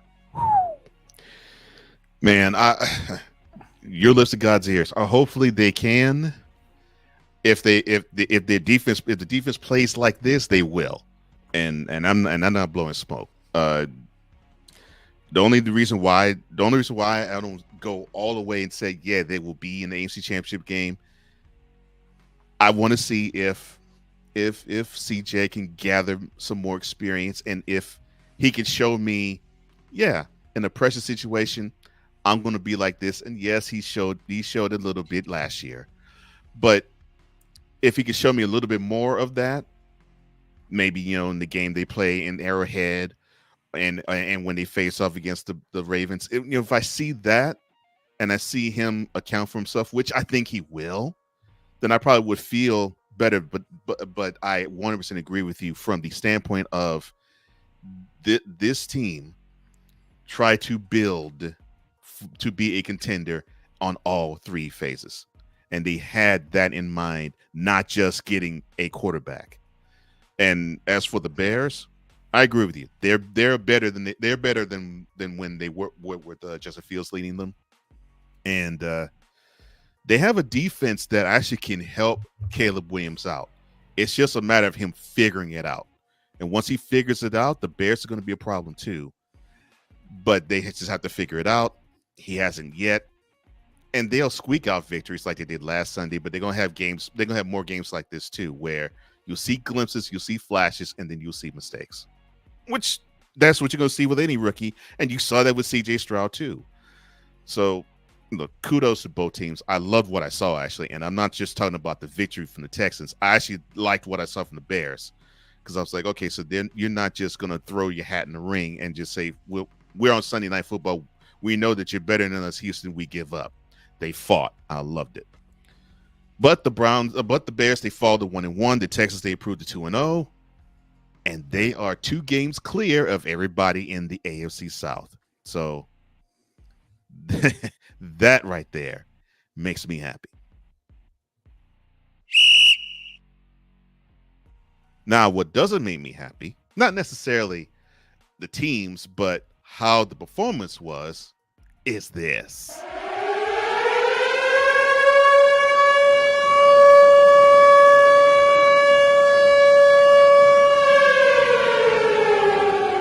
Oh yeah, it's the upset of the week. M&T Bank Stadium, Baltimore, Maryland. The Ravens, they have their home opener. They go up against the Raiders. They had a 10-point lead going into the latter part of the fourth quarter when the whole team decided to take a vacation. The Raiders stormed back. They forced an overtime. They milked the clock to get a 26-23 lead, only giving the Ravens a minute or so to have the ball back, and they couldn't do much of anything with it. Final score, 26-23. In overtime, the Raiders beat the Ravens. Gardner Minshew, or Uncle Rico, 30 of 38, 276 yards, a touchdown and interception. He had a carry for -1 yard. Devontae Adams being Devontae Adams, one of the best wide receivers in the game, and he proved it why in this one. 9 receptions, 110 yards, and a touchdown. Brock Bowers, the man that I still believe the Falcons should have drafted, but they were stupid enough not to. 9 receptions, 98 yards. And look at that. They have never mind. On defense, one of my favorite players, Max Crosby, he got down with 2 sacks in that one. Huge player. Huge important piece. Robert Spillane, he gave him a pick. Daniel Carlson, he gave you 4 field goals and 4 attempts with a long of 53 yards. And then you have Lamar Jackson on the other side. 21 of 34, 247 yards, a touchdown and interception. 5 carries of 45 yards.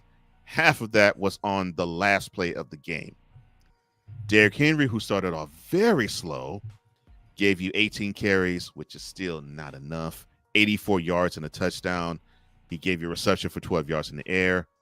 Zay Flowers, 7 receptions, 91 yards and a touchdown. A wasted effort. Oh, no, they wasted the effort of Odafe Owe. 2.5 sacks with 2 tackles for loss. And Calvin Noy also with 2 sacks and 3 tackles for losses. And the Ravens defense had 5 sacks of Gardner Minshew, and they still took the L. And Justin Tucker, not to be outdone, 3 field goals and 4 attempts. Your thoughts on the Ravens blowing it against the Raiders? Uncle Rico needs to stand outside his front door and have everybody around him Acknowledge me.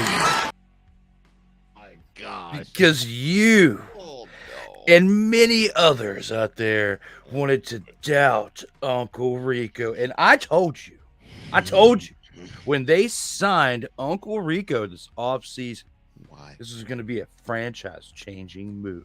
Did I not? I told you. You know what? Zoom in this camera. Bring it right Why? here. Why? You doubted Uncle Rico. All right, let's zoom out again. Now, back to the message. Looking at the Raiders right here, 30 of 38 is what he did in this game. I mean, Why? looking at that, he absolutely crushed it. He crushed it. Look at what he's done in college. Look at what he did when he was doubted when the Jaguars picked him up. He had some success there. He had some success in Indianapolis, and now he's having success here. He was the backup with the Phillies, so you can't really give us so much there. He didn't get that many opportunities.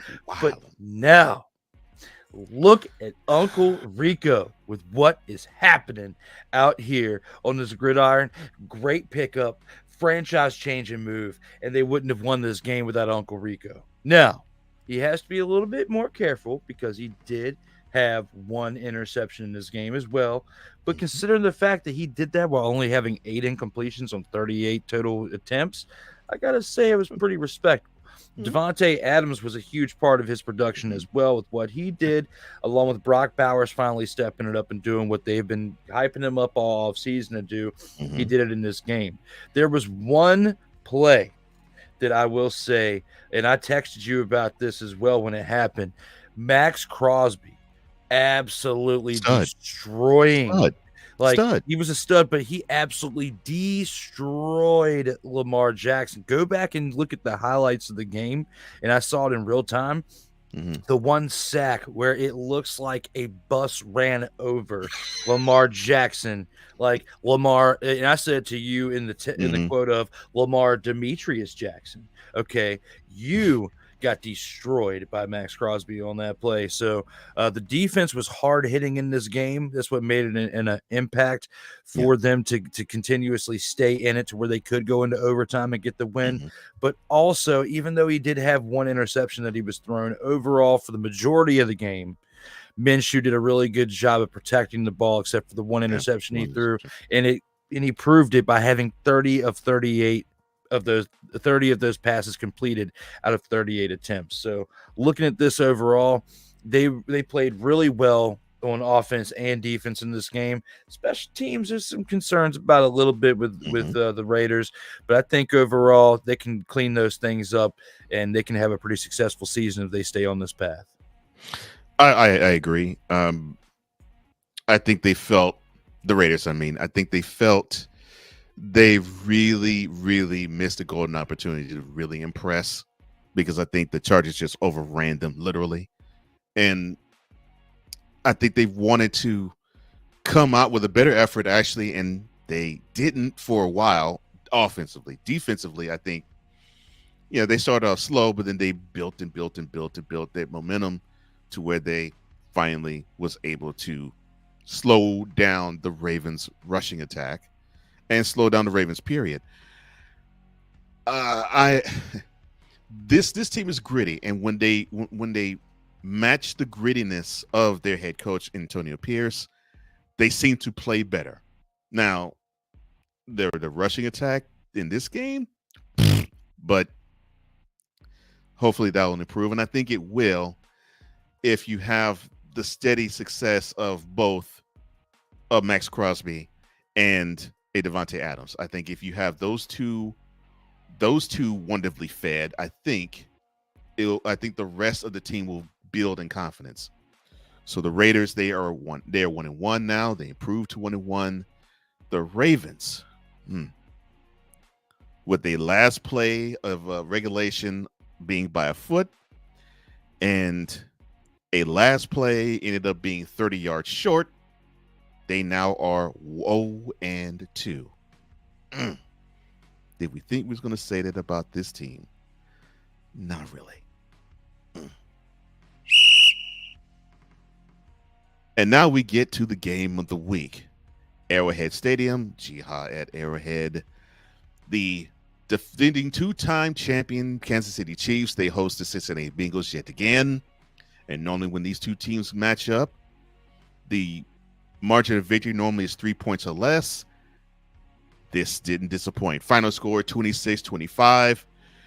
The Chiefs, not necessarily buoyed by the performance of Patrick Mahomes, 18-25, 151 yards, 2 touchdowns, 2 interceptions. In fact, this is the lowest yard total passing that Mahomes has had in a win for the Chiefs.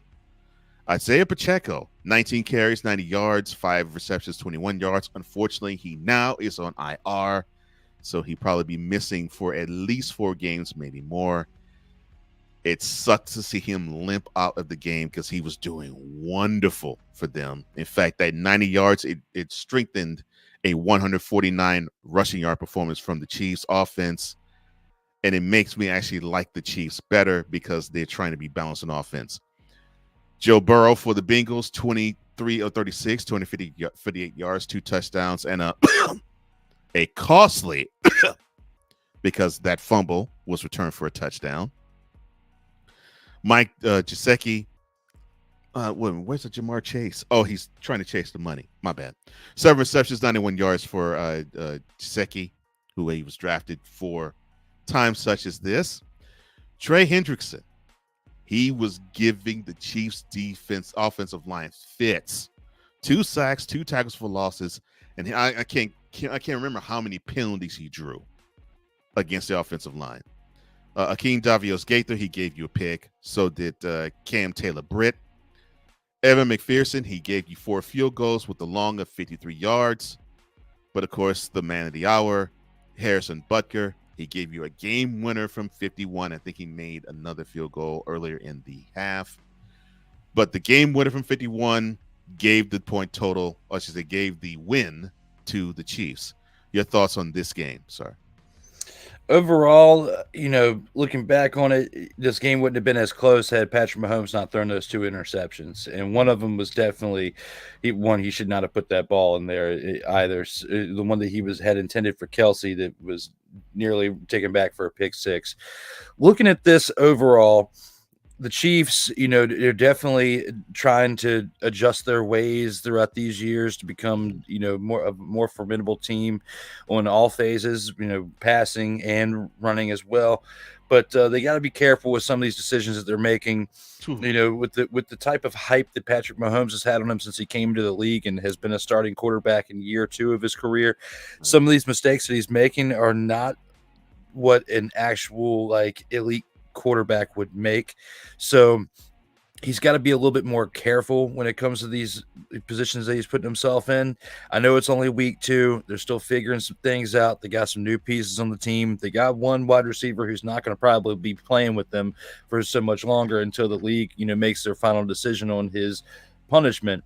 Mm-hmm. But once that finally happens and they can work with what they truly have for the rest of the season, I think we'll start to see them get more locked in and dialed in place. Right now, I think they're utilizing Rashee Rice as much as they can because, to save others from potentially getting hurt, because the more they use him, the more of a break they can give everybody else to where they can start acclimating them later into the season. But I think that the decision on Rashee Rice will come sooner than later, and we'll get to see what this Chiefs team is truly made of at that point. But Mahomes, for the accolades that he has since he's become the starting quarterback, I think he needs to do a better job of protecting the ball.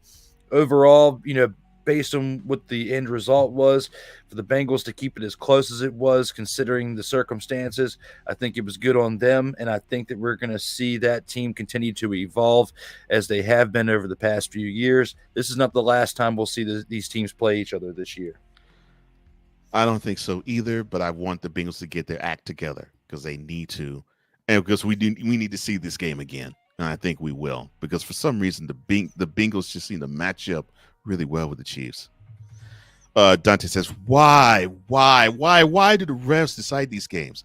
That was not pass interference of the 4th and 17 that led to the field goal opportunity for Butker. The defender has a right to the ball. Yes, he has a right to the ball, but he doesn't have a right to the player. And if a defender climbs on the back of a receiver, the referee's going to throw the flag every time. That's just a fact. Now, if he was just trying for the ball, and it looked like they were jockeying for position, then yes, that flag would have been unfairly thrown.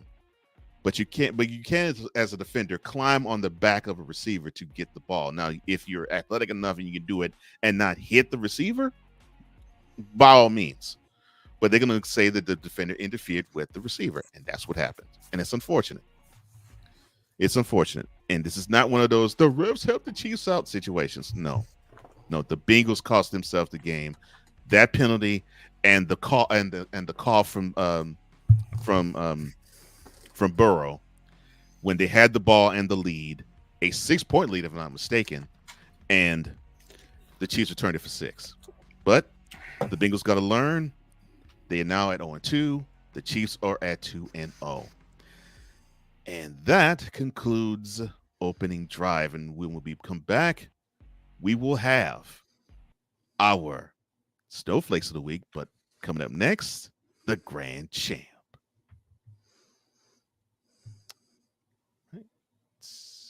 All right, let's go. We got trips, right?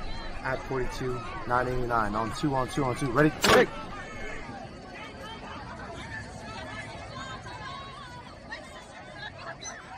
We're just getting started. Total Football Talk will return right after this.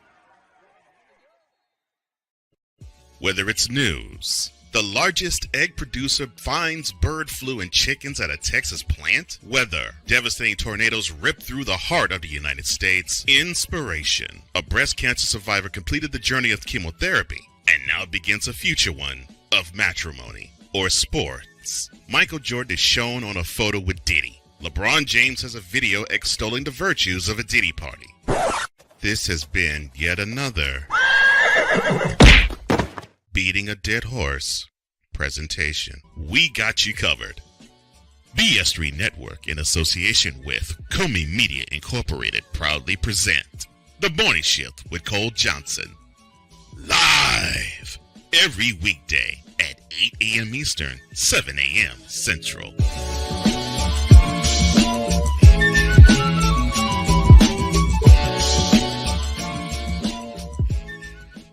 Hey, Eagles fan. Join my man Cool McCain and a host of others as they break down every single game, every single week in an objective manner, and also from a fan's perspective as well. Remember, this cast feels just like you. Nobody likes you. And you don't care. Fly, Eagles, fly. Eagles Elite Podcast, every Wednesday at 8:30 p.m. Eastern on YouTube and other podcast outlets.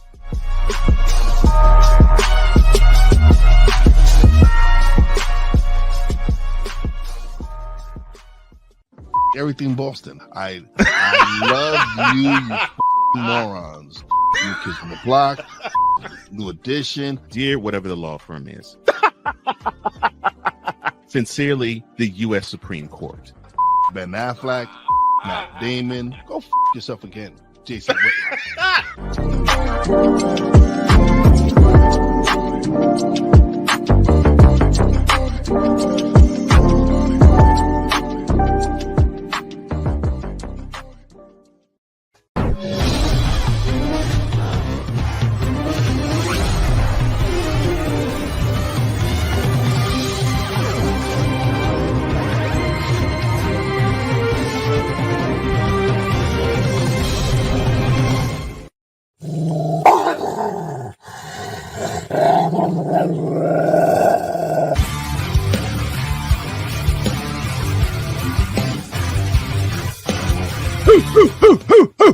Oh, yeah. When you hear that sound, you already know what time it is. It is time to award our grand champ for this week. And Drew, who is yours? This is a really tough decision to make, but when you look overall at what they did, I have to give my dog of the week. I want to give it to the Saints defense, right? But I don't feel right doing that based on the fact that I don't know how many more opportunities we're going to have to talk about this one individual and turning back the clock like he did. I got to go with Alvin Kamara. With him, 15 carries, 83. Well, no, this is wait, hang on. Yeah, do I have the wrong? I must have the wrong slate up because 15. He had 4 total touchdowns in this game this past weekend. Yeah. So, looking at this right here, let me slide down a little bit because for some reason, I had the wrong one up. My apologies, people. All right, so Alvin Kamara, 20 carries, 115 yards, 3 touchdowns, 2 receptions for 65 yards and a touchdown. That's who I'm going with for my dog of the week because you look at that type of production right there, that is absolutely absurd for the Cowboys to give that up. But you look at the type of talent that Kamara has been in his career.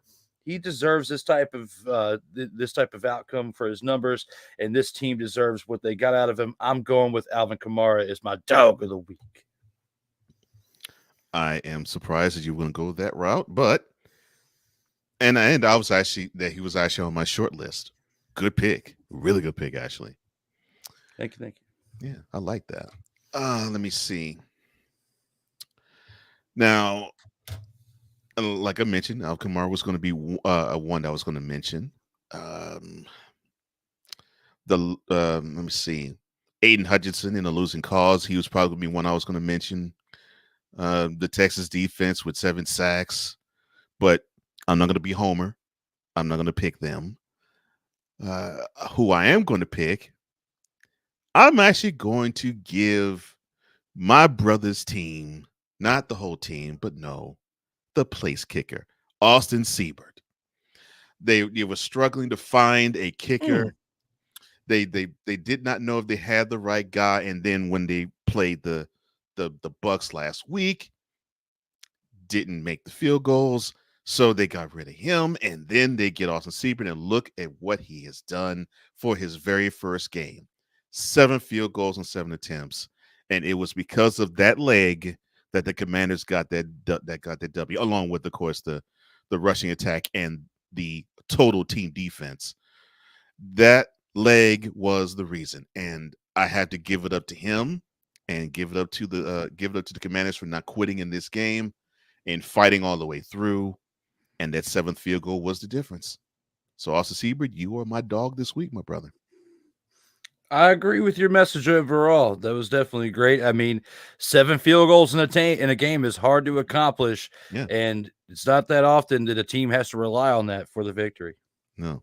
So now it looks like the Commanders have found their kicker for at least the foreseeable future, and hopefully that they can win some more. Well, those are our grand champs. Who are yours?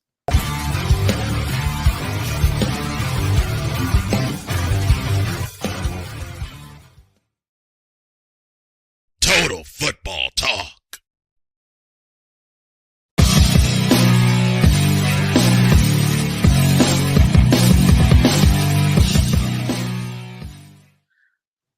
Featured attractions. This is where we take the top 3 games for the next week and we break them down. And so we will start.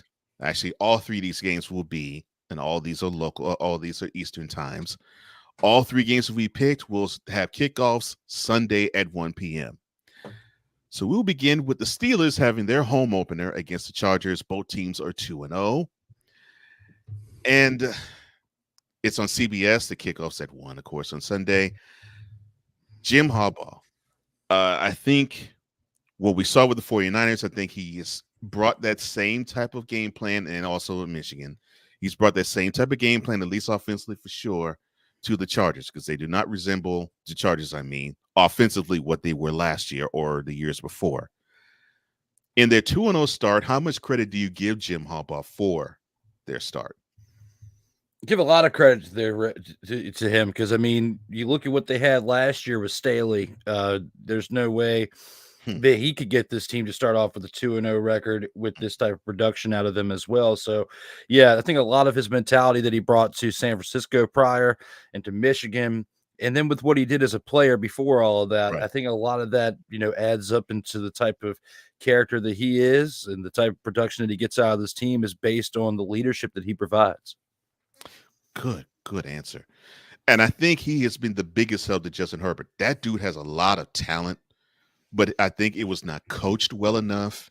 And now you have a guy who's a head coach who was a QB in the league, and he can navigate Herbert through a lot of those things that quite frankly, Brandon Staley just could not. And so, yeah, I agree with you. I think Harbaugh is a huge, important ingredient to the Chargers start. On the other side, the Steelers, yes, they're 2-0. They scored only 18 points against the Falcons and 13 points against the Broncos. Let's be completely honest. If Fields has 300 yards total combined in yards through the air, that's saying something. Now, we'll call this winning ugly. Now, can the Steelers continue this business of winning ugly? No, they can't. Their defense can definitely keep them in games throughout the year like this, but they've got to get more production out of their offense, no matter who the quarterback is or what they use with their weapons around them. They got decent talent around them at their running back position with Najee Harris and with their wide receivers as well, led by Pickens. But putting all this into perspective, I don't believe they're going to be able to continue winning the way that they have been. I agree. I think they need to have more contribution from their quarterback.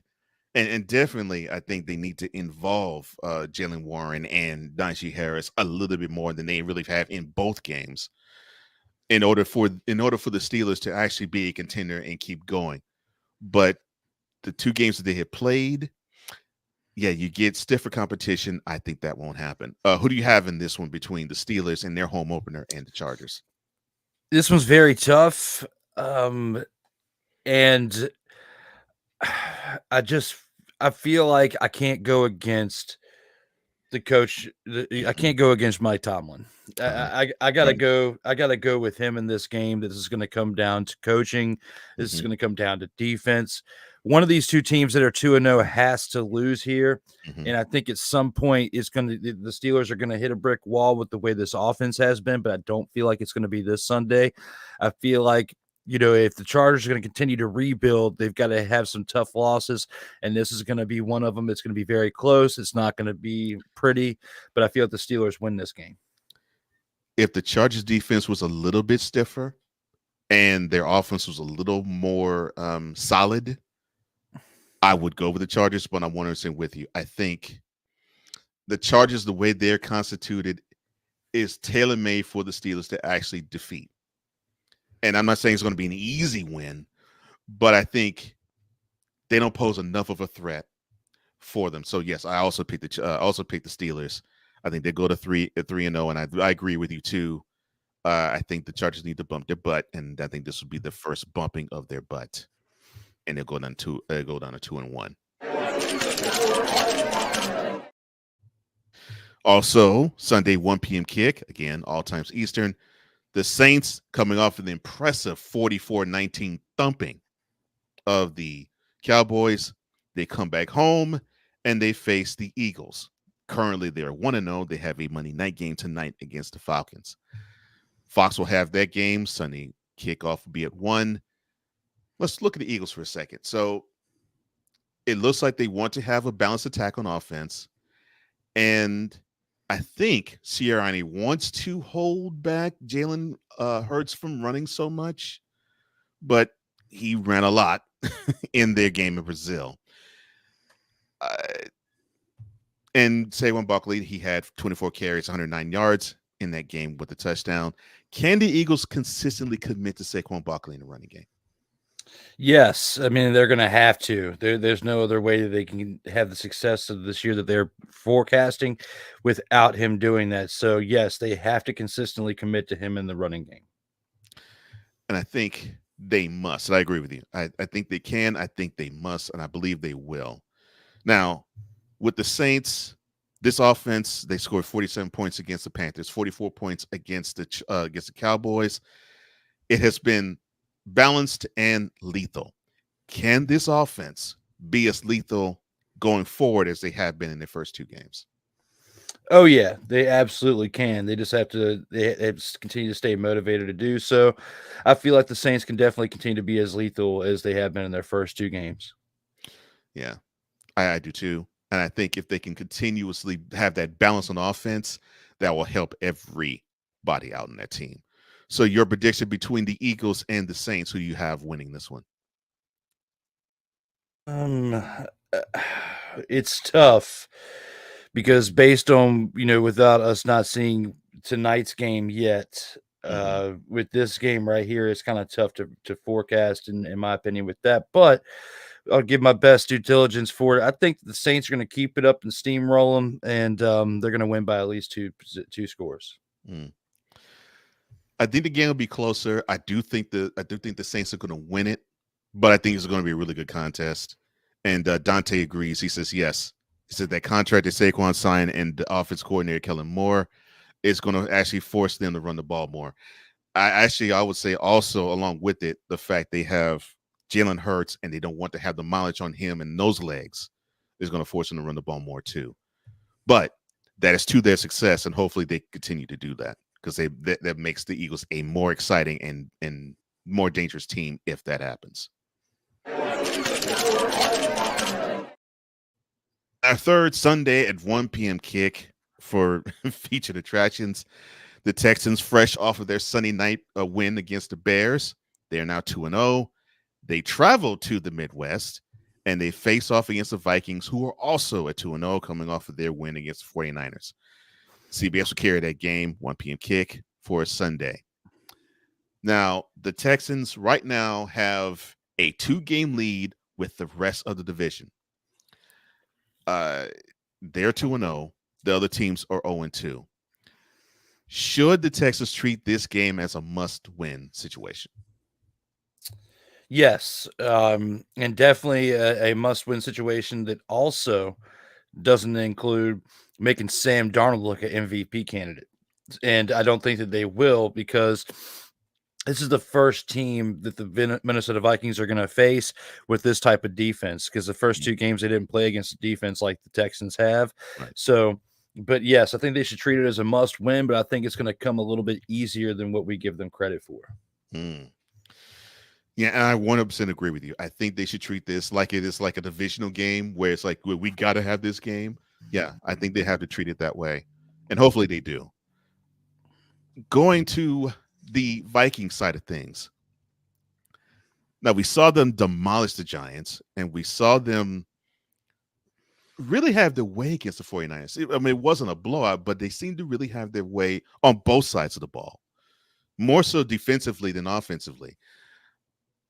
There seems to be a good amount of talent on this team. Have we slept on the Vikings' possible potential?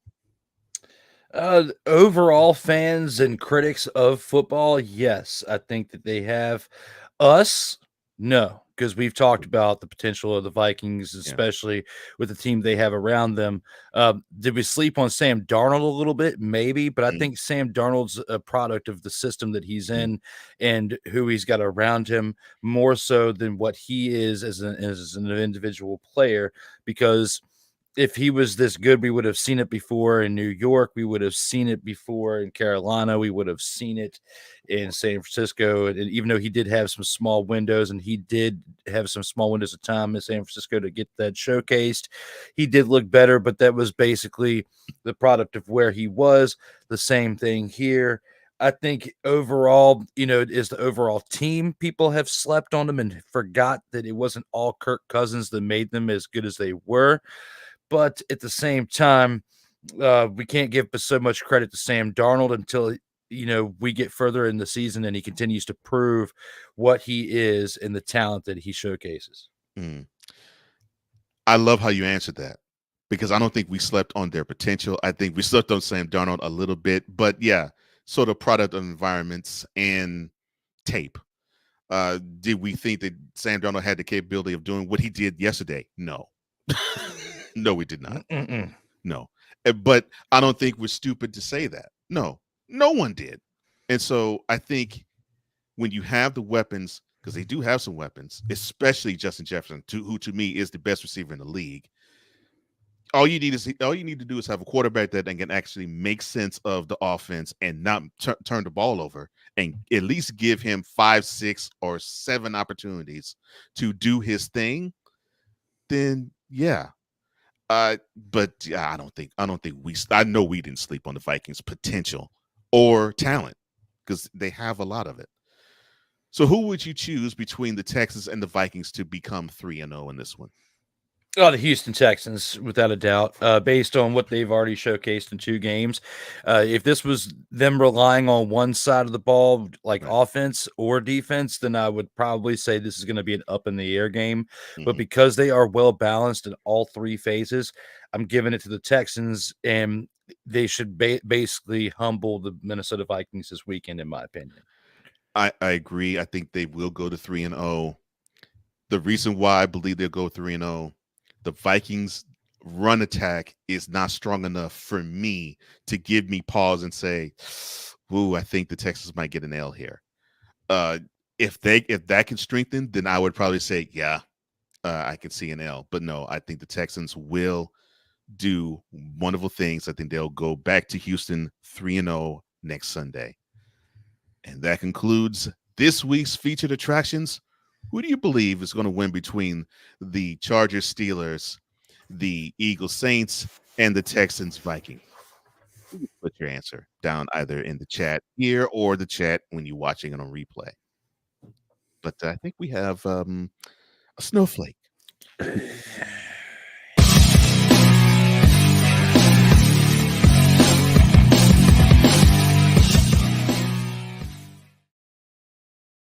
Total football talk.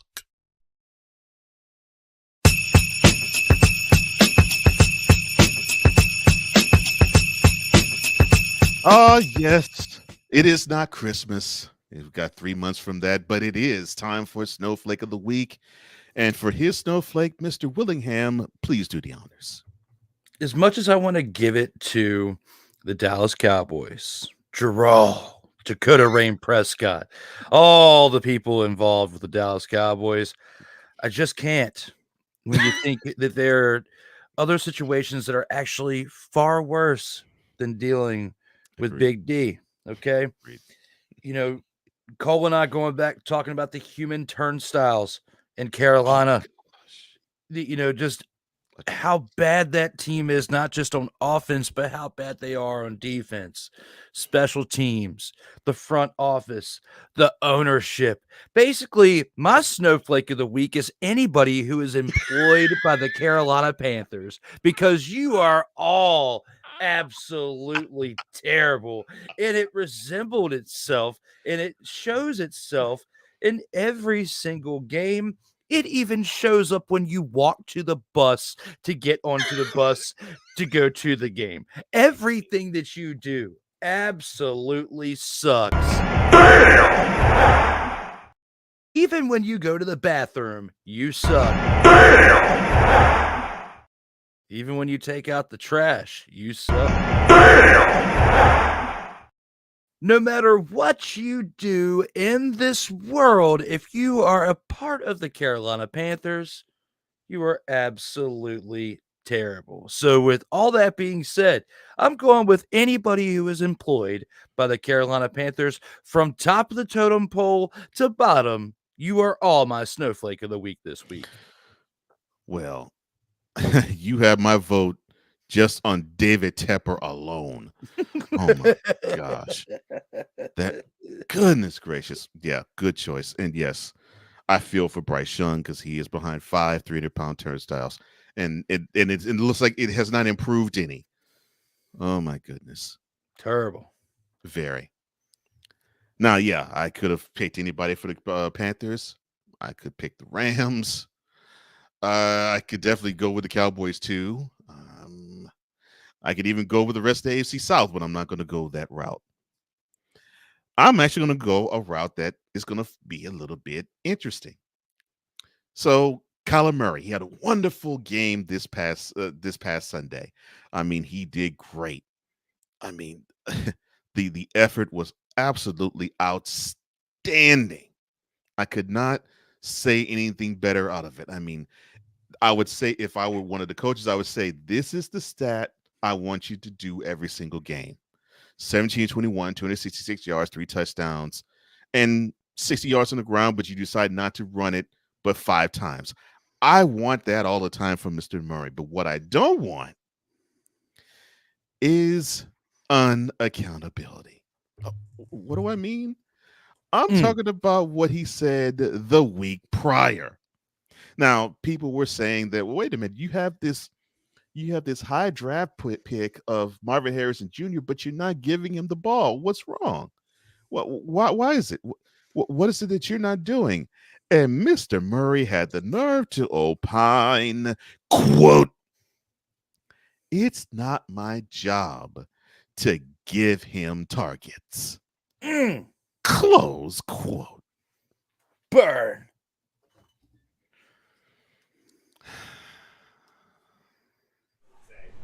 You guys want to hear a fucking story? You're the quarterback of the team. It is your job to give him those targets. Now, you can probably pass it on to offensive coordinator and say, I don't make the game plan. Well, obviously you don't, because you had to have contract clauses that say that you read it. But it is your job, man. That is what you do. I mean, you're supposed to see the deep. correct me if I'm wrong. You're supposed to see the outline of a defense in any given game. You're supposed to, after every possession, you go back to the sideline. You say to the offensive coordinator, all right, this is what I'm seeing. This is what they're dictating. I think we can do this to counteract that. What are your thoughts? And you have this exchange, but is it one of those you just get told what to do and you just mindlessly go out there and you do your job? If so, I feel for the Cardinals. But, sir, it is your job. It's one of your primary jobs, actually, to give Marvin Harrison Jr. touches. Why? Because they drafted a high draft pick for him. They drafted a high draft pick to choose you, too. And because of that, it is your job to make those executives look good. Otherwise, you do look like you're invested in Call of Duty and not the Arizona Cardinals. Come on, Kyler. You got to do better than this, man. You played this league long enough to not go into and devolve into that type of thought process. It's not your job. Let's go to commercial break. It's not your... Please, fool.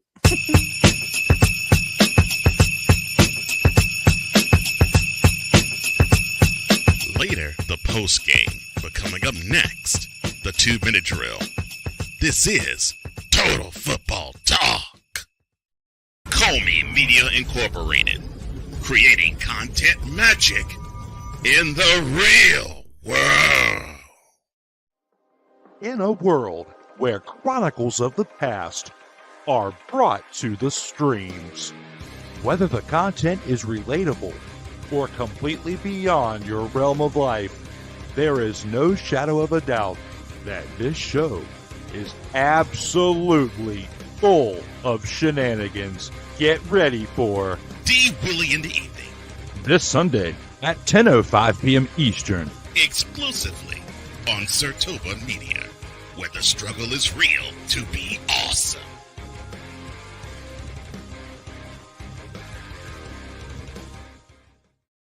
Hey, ladies and gentlemen. Hey, look. Hey, stop playing games. Y'all already know. Go ahead and toss him some Willie Bucks. Ain't nobody playing around. Hey, $sign D Willie 87. Go ahead and hit him up on the Cash App and go ahead and give him some Willie the Bucks. Look at Drew looking stoic, ladies and gentlemen. Stoic on that $10 bill. So go ahead, slide my man over some Willie Bucks, and we good. That's all I'm saying. We good. Slide some Willie Bucks. Sertoba Media, where the struggle is real to be awesome. Oh, yes. The tradition, the pageantry, the spectacle, the history, the slut. Wait. I gotta rep my brother's stuff right. All my DMV soldiers, stand up! And welcome to the Commander's Gridiron Report. If you want your Commanders to be rep right, well, D. Willie is your man. Commander's Gridiron Report. Every Tuesday at 1:05 p.m. Eastern, 12:05 a.m. Central on the Sertoba Media YouTube channel. Music by J. Cool. Where my soldiers, right side, commanders. Where my soldiers, left side,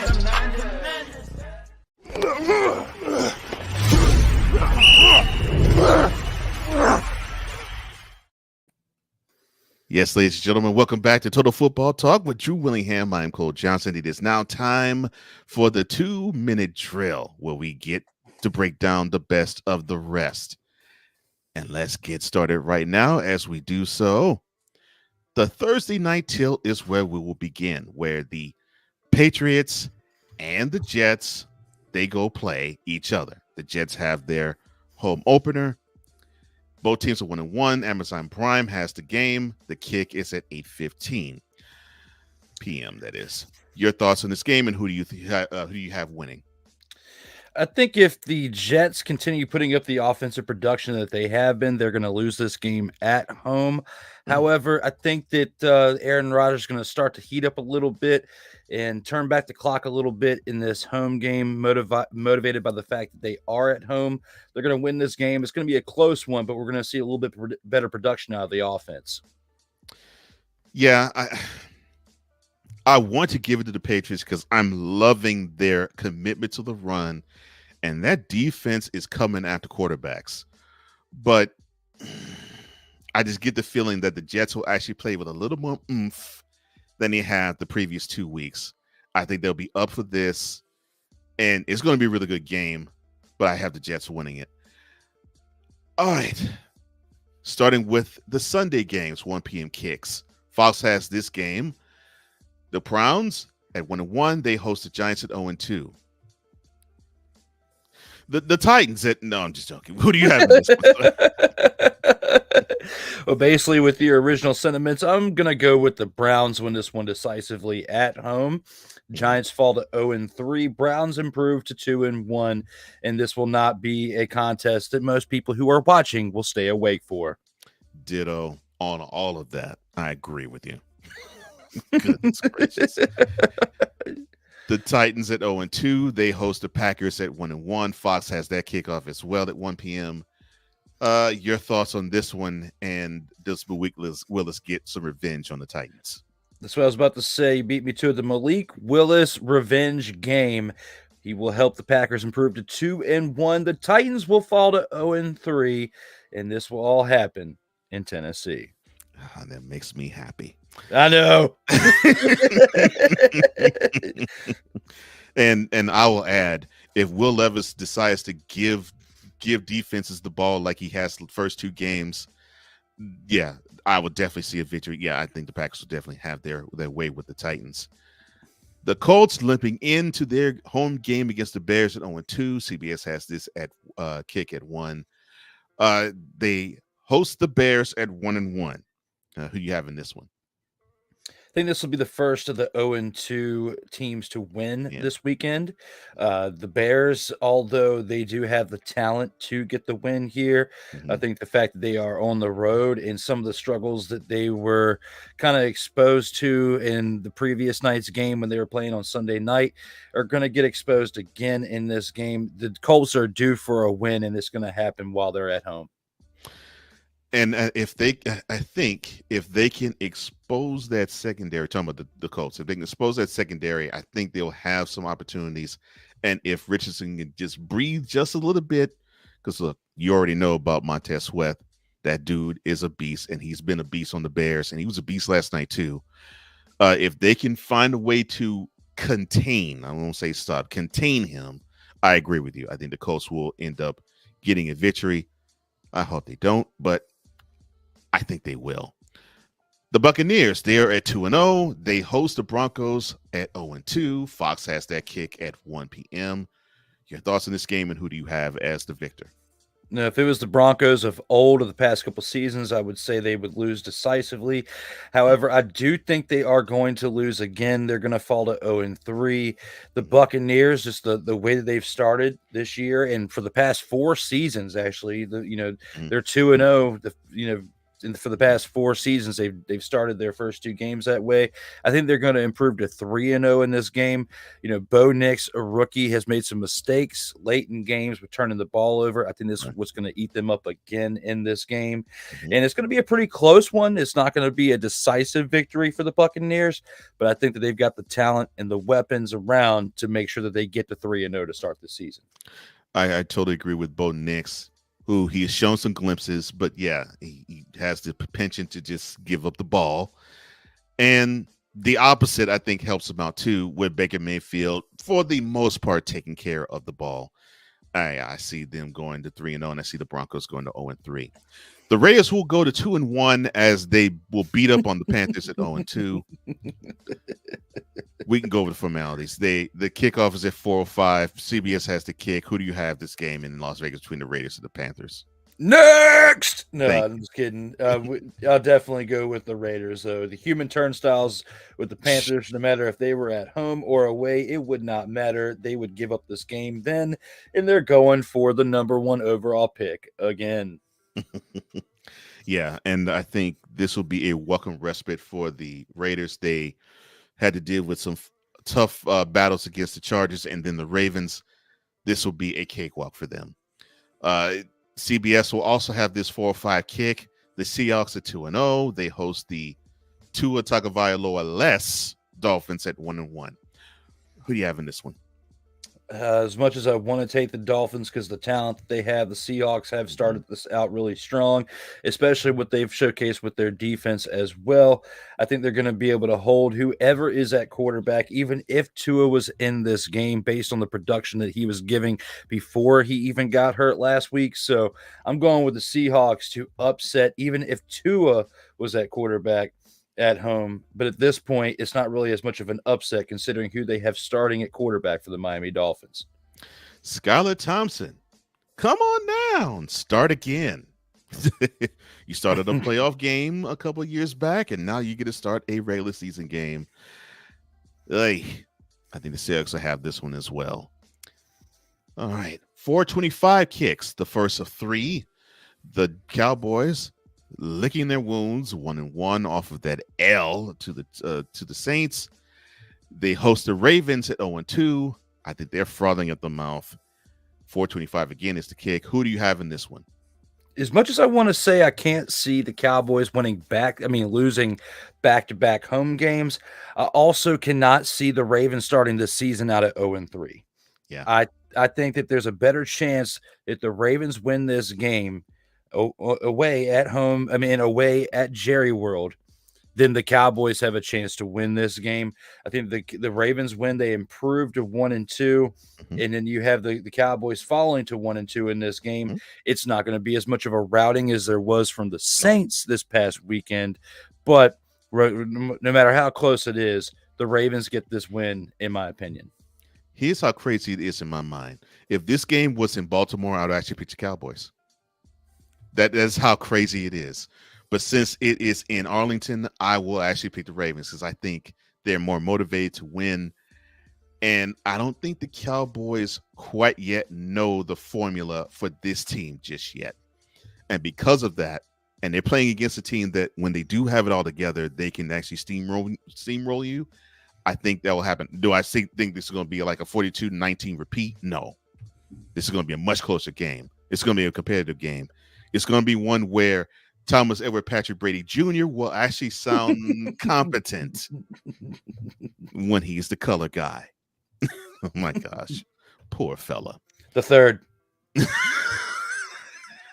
The second. That's the third. Just to see if anybody was catching it. That's right. I want the Burkhart Olsen team back. Yes, I've said it, and I'll keep saying it.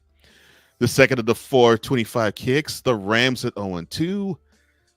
They are licking their wounds, but they got another team licking theirs in the 49ers, their arch rival. They are at 1-1. Who do you have in this one? You know, they're so far removed from the type of team that they were a couple of years ago. You know, when it comes to the Rams, they're nowhere even close to what we saw when they won the Super Bowl back in 2021. So I cannot go with the Rams in this game as much as I want to for playmaker. I don't think they're tanking or anything, but at the same time, when you look at who they're going against in this game, in the 49ers, as much as the 49ers regressed in this game, I just have a bad feeling that the Rams are going to start 0-3, and I'm going to stick with it and pick the 49ers to win this game on the road. I agree. They won't have Nakua. It's possible he may not have Kupp either. And that running game cannot be stuck in neutral like it's been the first 2 games. That is a must. If they're going to win this game, that's what's going to have to come up to the forefront. I think it won't. And I think the 49ers will, and they normally have good fortunes in SoFi. I think that continues. And here's the third of the 425 kick for Sunday. The Cardinals at 1-1. They host the Lions also at 1-1. Who do you have in this one, sir? You know, based on what the Cardinals did this past weekend, as much as I want to pick them to win, you know, based on what they did, I just don't feel like it's the right move to make in this situation. Looking at what we saw, you know, this past weekend from both of these teams, you know, when you compare the Cardinals and you compare the Lions, you know, lost a heartbreaker to the Bucs. but it's because they didn't establish the run well enough. Wow. I think they're going to do a better job at establishing that run in this game against the Cardinals, whose run protection on their defense is not as great as the other side of the ball. So with that being said, I think the Cardinals fall in this game. It's going to be a pretty close one, but the Lions need to win this game if they want to get back on track, and I think that they're going to. Good God, my man. I could not have said that any better if I tried. I have the Lions winning this, provided they establish the run, because I just don't think that the Cardinals have it in to stop it. And if they can, cool, but I doubt it. Oh, and Dante says, the Eagles officially offered Kenny Pickett to the Dolphins for half off Disneyland tickets. I like that one, my friend. I like that one a lot. Oh, my gosh. All right, to the Sunday night game. I'm sorry. That was great, Dante. That was great. To the Sunday night game, I know on the slate it says 4 or 5. It meant to be 8:20. I forgot to change it. 8:20 kick on NBC. The Falcons currently at 0-1. They haven't played their Monday night game tonight yet. They face off against the Chiefs at 2-0. Your thoughts on this game, and who do you have winning next Sunday night's game? I'm sorry to say this, Dante, but I feel like, after a week of thinking back on it, I think that the Falcons are going to win this game tonight and go into this game 1-1 against the Chiefs. No matter if they go into the game 1-1 or they go 0-2, they're going to be facing the defending back-to-back Super Bowl champions who are going for a three-peat and just find ways to win. I think that the Chiefs are going to win this game and improve to 3-0 on the road. Oh, man. But yeah, I agree with you. I think the Chiefs will take this game. They'll be 3-0. Yes, even without Isaiah Pacheco, the Chiefs will find a way. And I think that, unfortunately, the Falcons will find a way to turn the ball over in this one. Hey, who's giving them the business? Now, next Monday will not have one. They will have 2 games.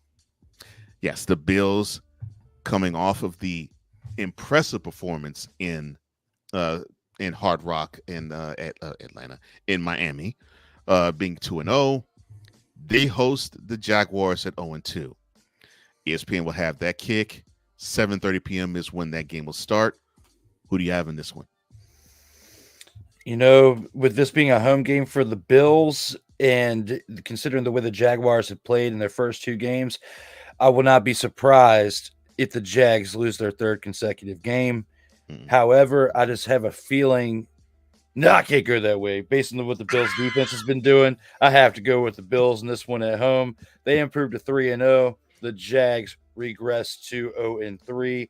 I'm going to love every second of it because of those Duval supporters over there that need to do diligence themselves and actually look into this a little bit better.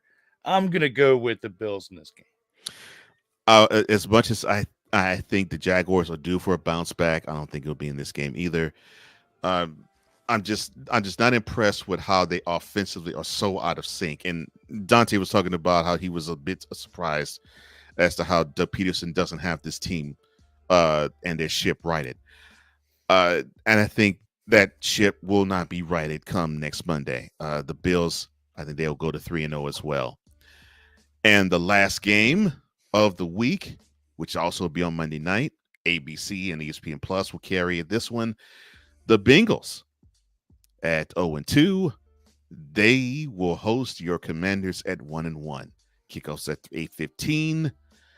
Your thoughts on this game, and who do you have winning it? As much as I want to go with my team, I just can't, with it being in Cincinnati and thinking about the production that the Bengals have been able to give on offense as to where the Commanders are still figuring out. I mean, they had to rely on their kicker to get them 7 field goals, which doesn't happen often, in order to win the game. And there were a lot of questions at who was even going to kick the ball for them midweek of the week prior. So they lucked into that situation. But luck will only take you so far as to where the Bengals have been building this team for the past few years. The Commanders are only really 1 year into building what they see for the future. I don't think it's going to be a blowout. I don't think it's going to be a disrespectful showing. of any fashion.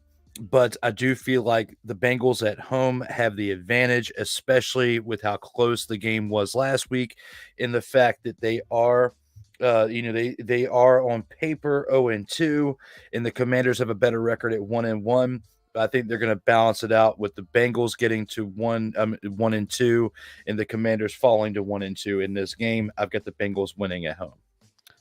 I agree with your assessment, and but I do, like I said to you about the Buccaneers. I think you're starting to feel that energy of, yeah, it would be great if the Commanders can win or lose games, but might have to take moral victories here. Meaning, in this case, the moral victory is how has Jaden Daniels progressed.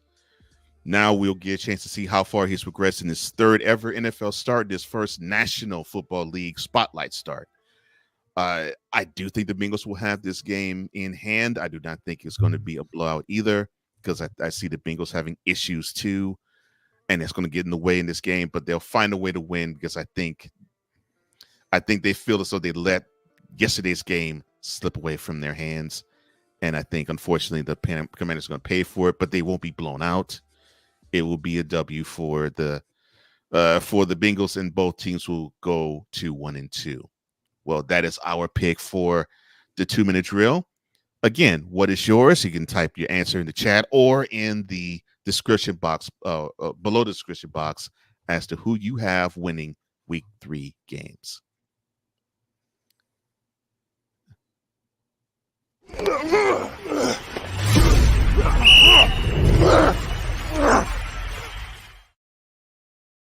Total Football Talk. As long as it's one. Oh, that's great. I love it. And now we've come to the part of the program where it is the post game. This is where we give off our final thoughts for the week that was, and maybe even thoughts to the week that is to come. And for his post game thoughts, I turn the floor over to Drew. Well, thank you, sir.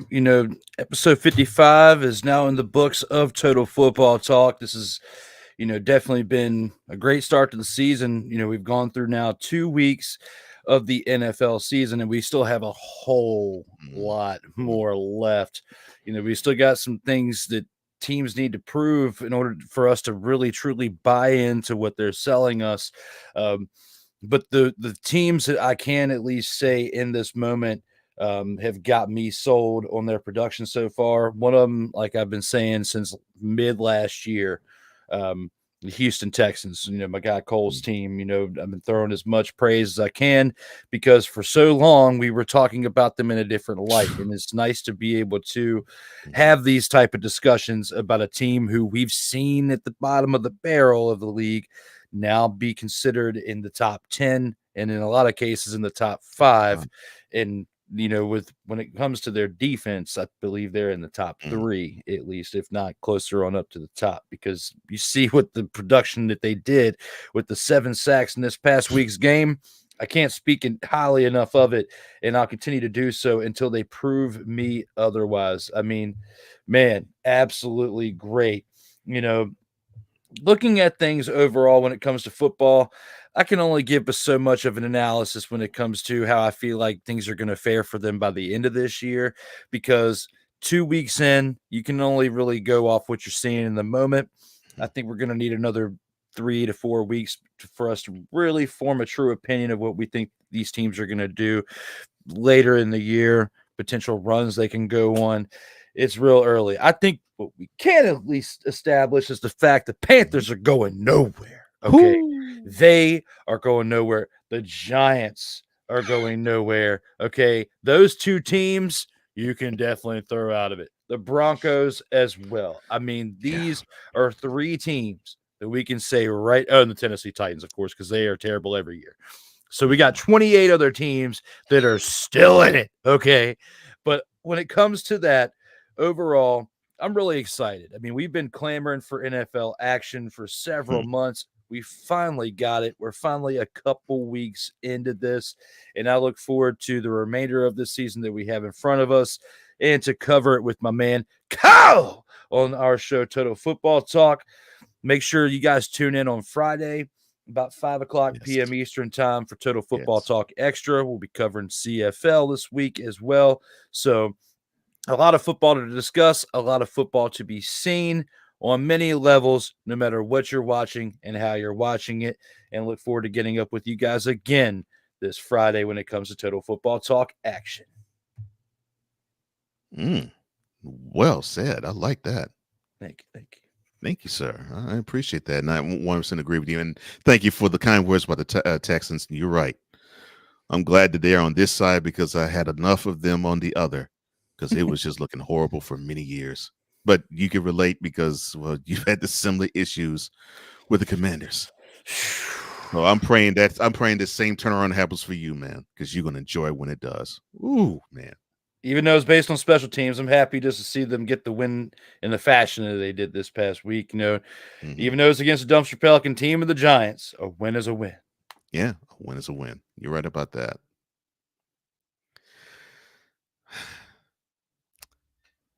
You know, I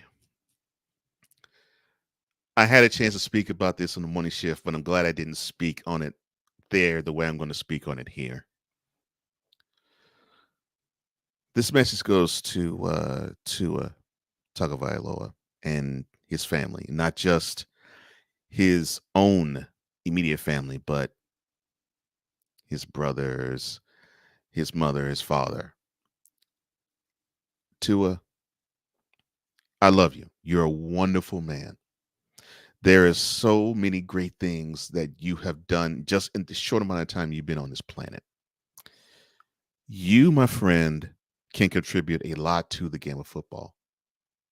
I mean, who can have a story of how you were considered a non-starter literally, and people didn't even know how to pronounce your last name, yet you were able to step onto the field and win a national championship for Alabama. You have that story to tell. You have the story of how it felt to be coached under Nick Saban. You have the story of how it felt to be coached under Brian Flores, who obviously you have no respect for. And now you have the feeling of how it is to be coached under a guy in Mike McDaniels, where you feel as though you can be yourself and you can do the best that you can do and be the best person you can be. But it's time for you to give this game up as a player. I'm sorry, my friend. 3 major concussions, but I say 4. 4 concussions in 2 years. And oh, by the way, you suffered on also back in your Alabama days, actually the year before you got drafted. So 5 concussions in 5 years. And earlier in this episode, my partner talked about how it's affected your decision making.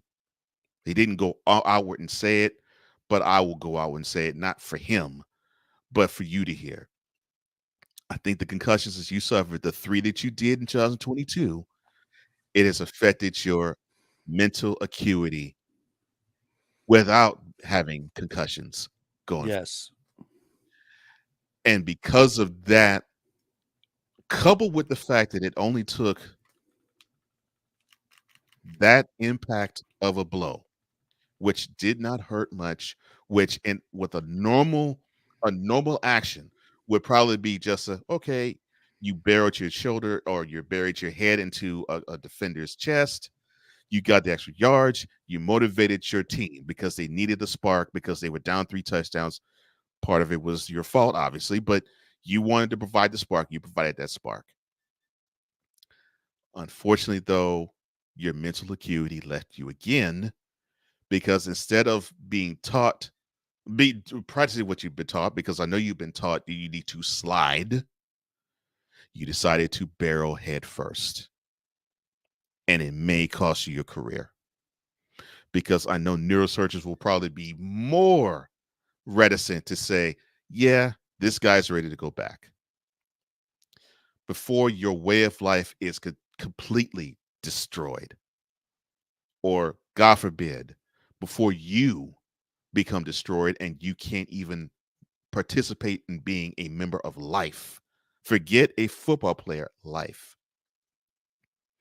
Enjoy your children, enjoy your wife, and enjoy your life, and find a way to be part of football as a coach, as a consultant, something. But you don't have to be a part of it as a player anymore. Your head just can't take it any longer. And it's not that I have an axe to grind. It's not that I hate you. No, I'm saying this out of love, Tua. Your time as a football player is over. Because you don't even have to have a collision that hard, and it was even hard against the chest of DeMar Hamlin to actually have you be rendered null and void yet again. So for your safety and for the sanity of your wife and your children, please bow out. As long as it's one. Oh, it's great. I love it. I hope it actually is recording. Listening to it. Oh, any thoughts that you have, sir, before we do let the Total Football Talk tribe go? It was one fantastic take on Tua, my man. Thank you. I wanted, at first I wanted to make him my snowflake of the week. But I just didn't feel like it would be in good taste with doing it that way. I'm glad you didn't. Because, that's why I said based on the result of decisions he's made when we were reviewing that game, it shows that he's a little inept. And I think it's a result of those shots. Doesn't mean he's stupid or anything. No. It just means that he's inept as a result of the shots that he's taken to his dome piece. So looking at that, you put all of that in a beautiful context that it is time to really start thinking about your future. And, there's doctors on the internet that are saying that the way that he's, reacting to these concussions at this point, the next one could very well paralyze him or kill him.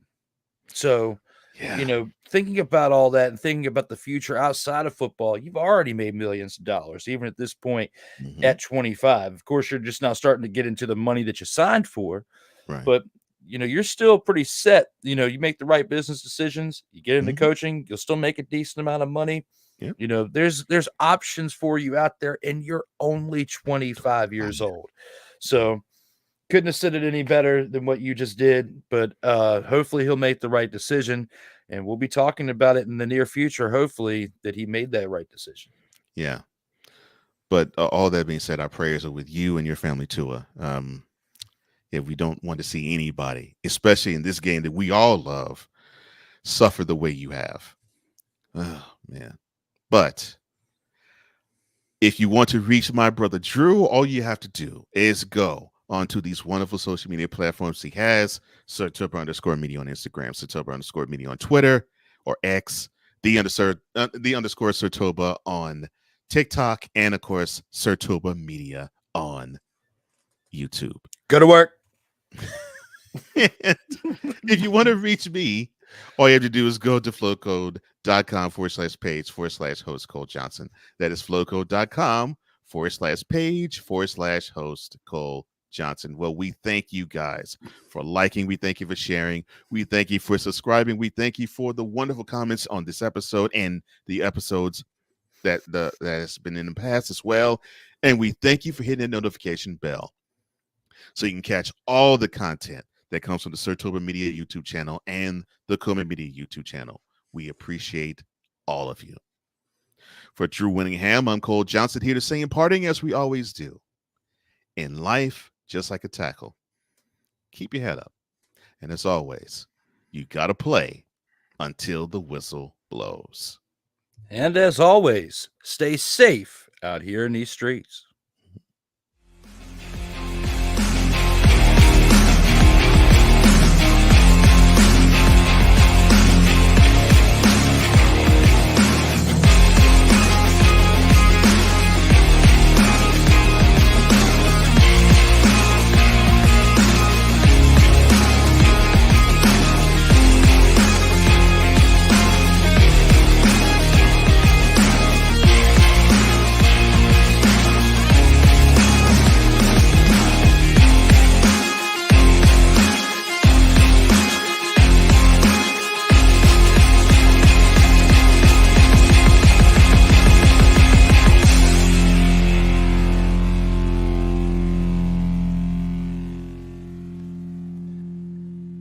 Kenny Pickett for half off Disneyland tickets.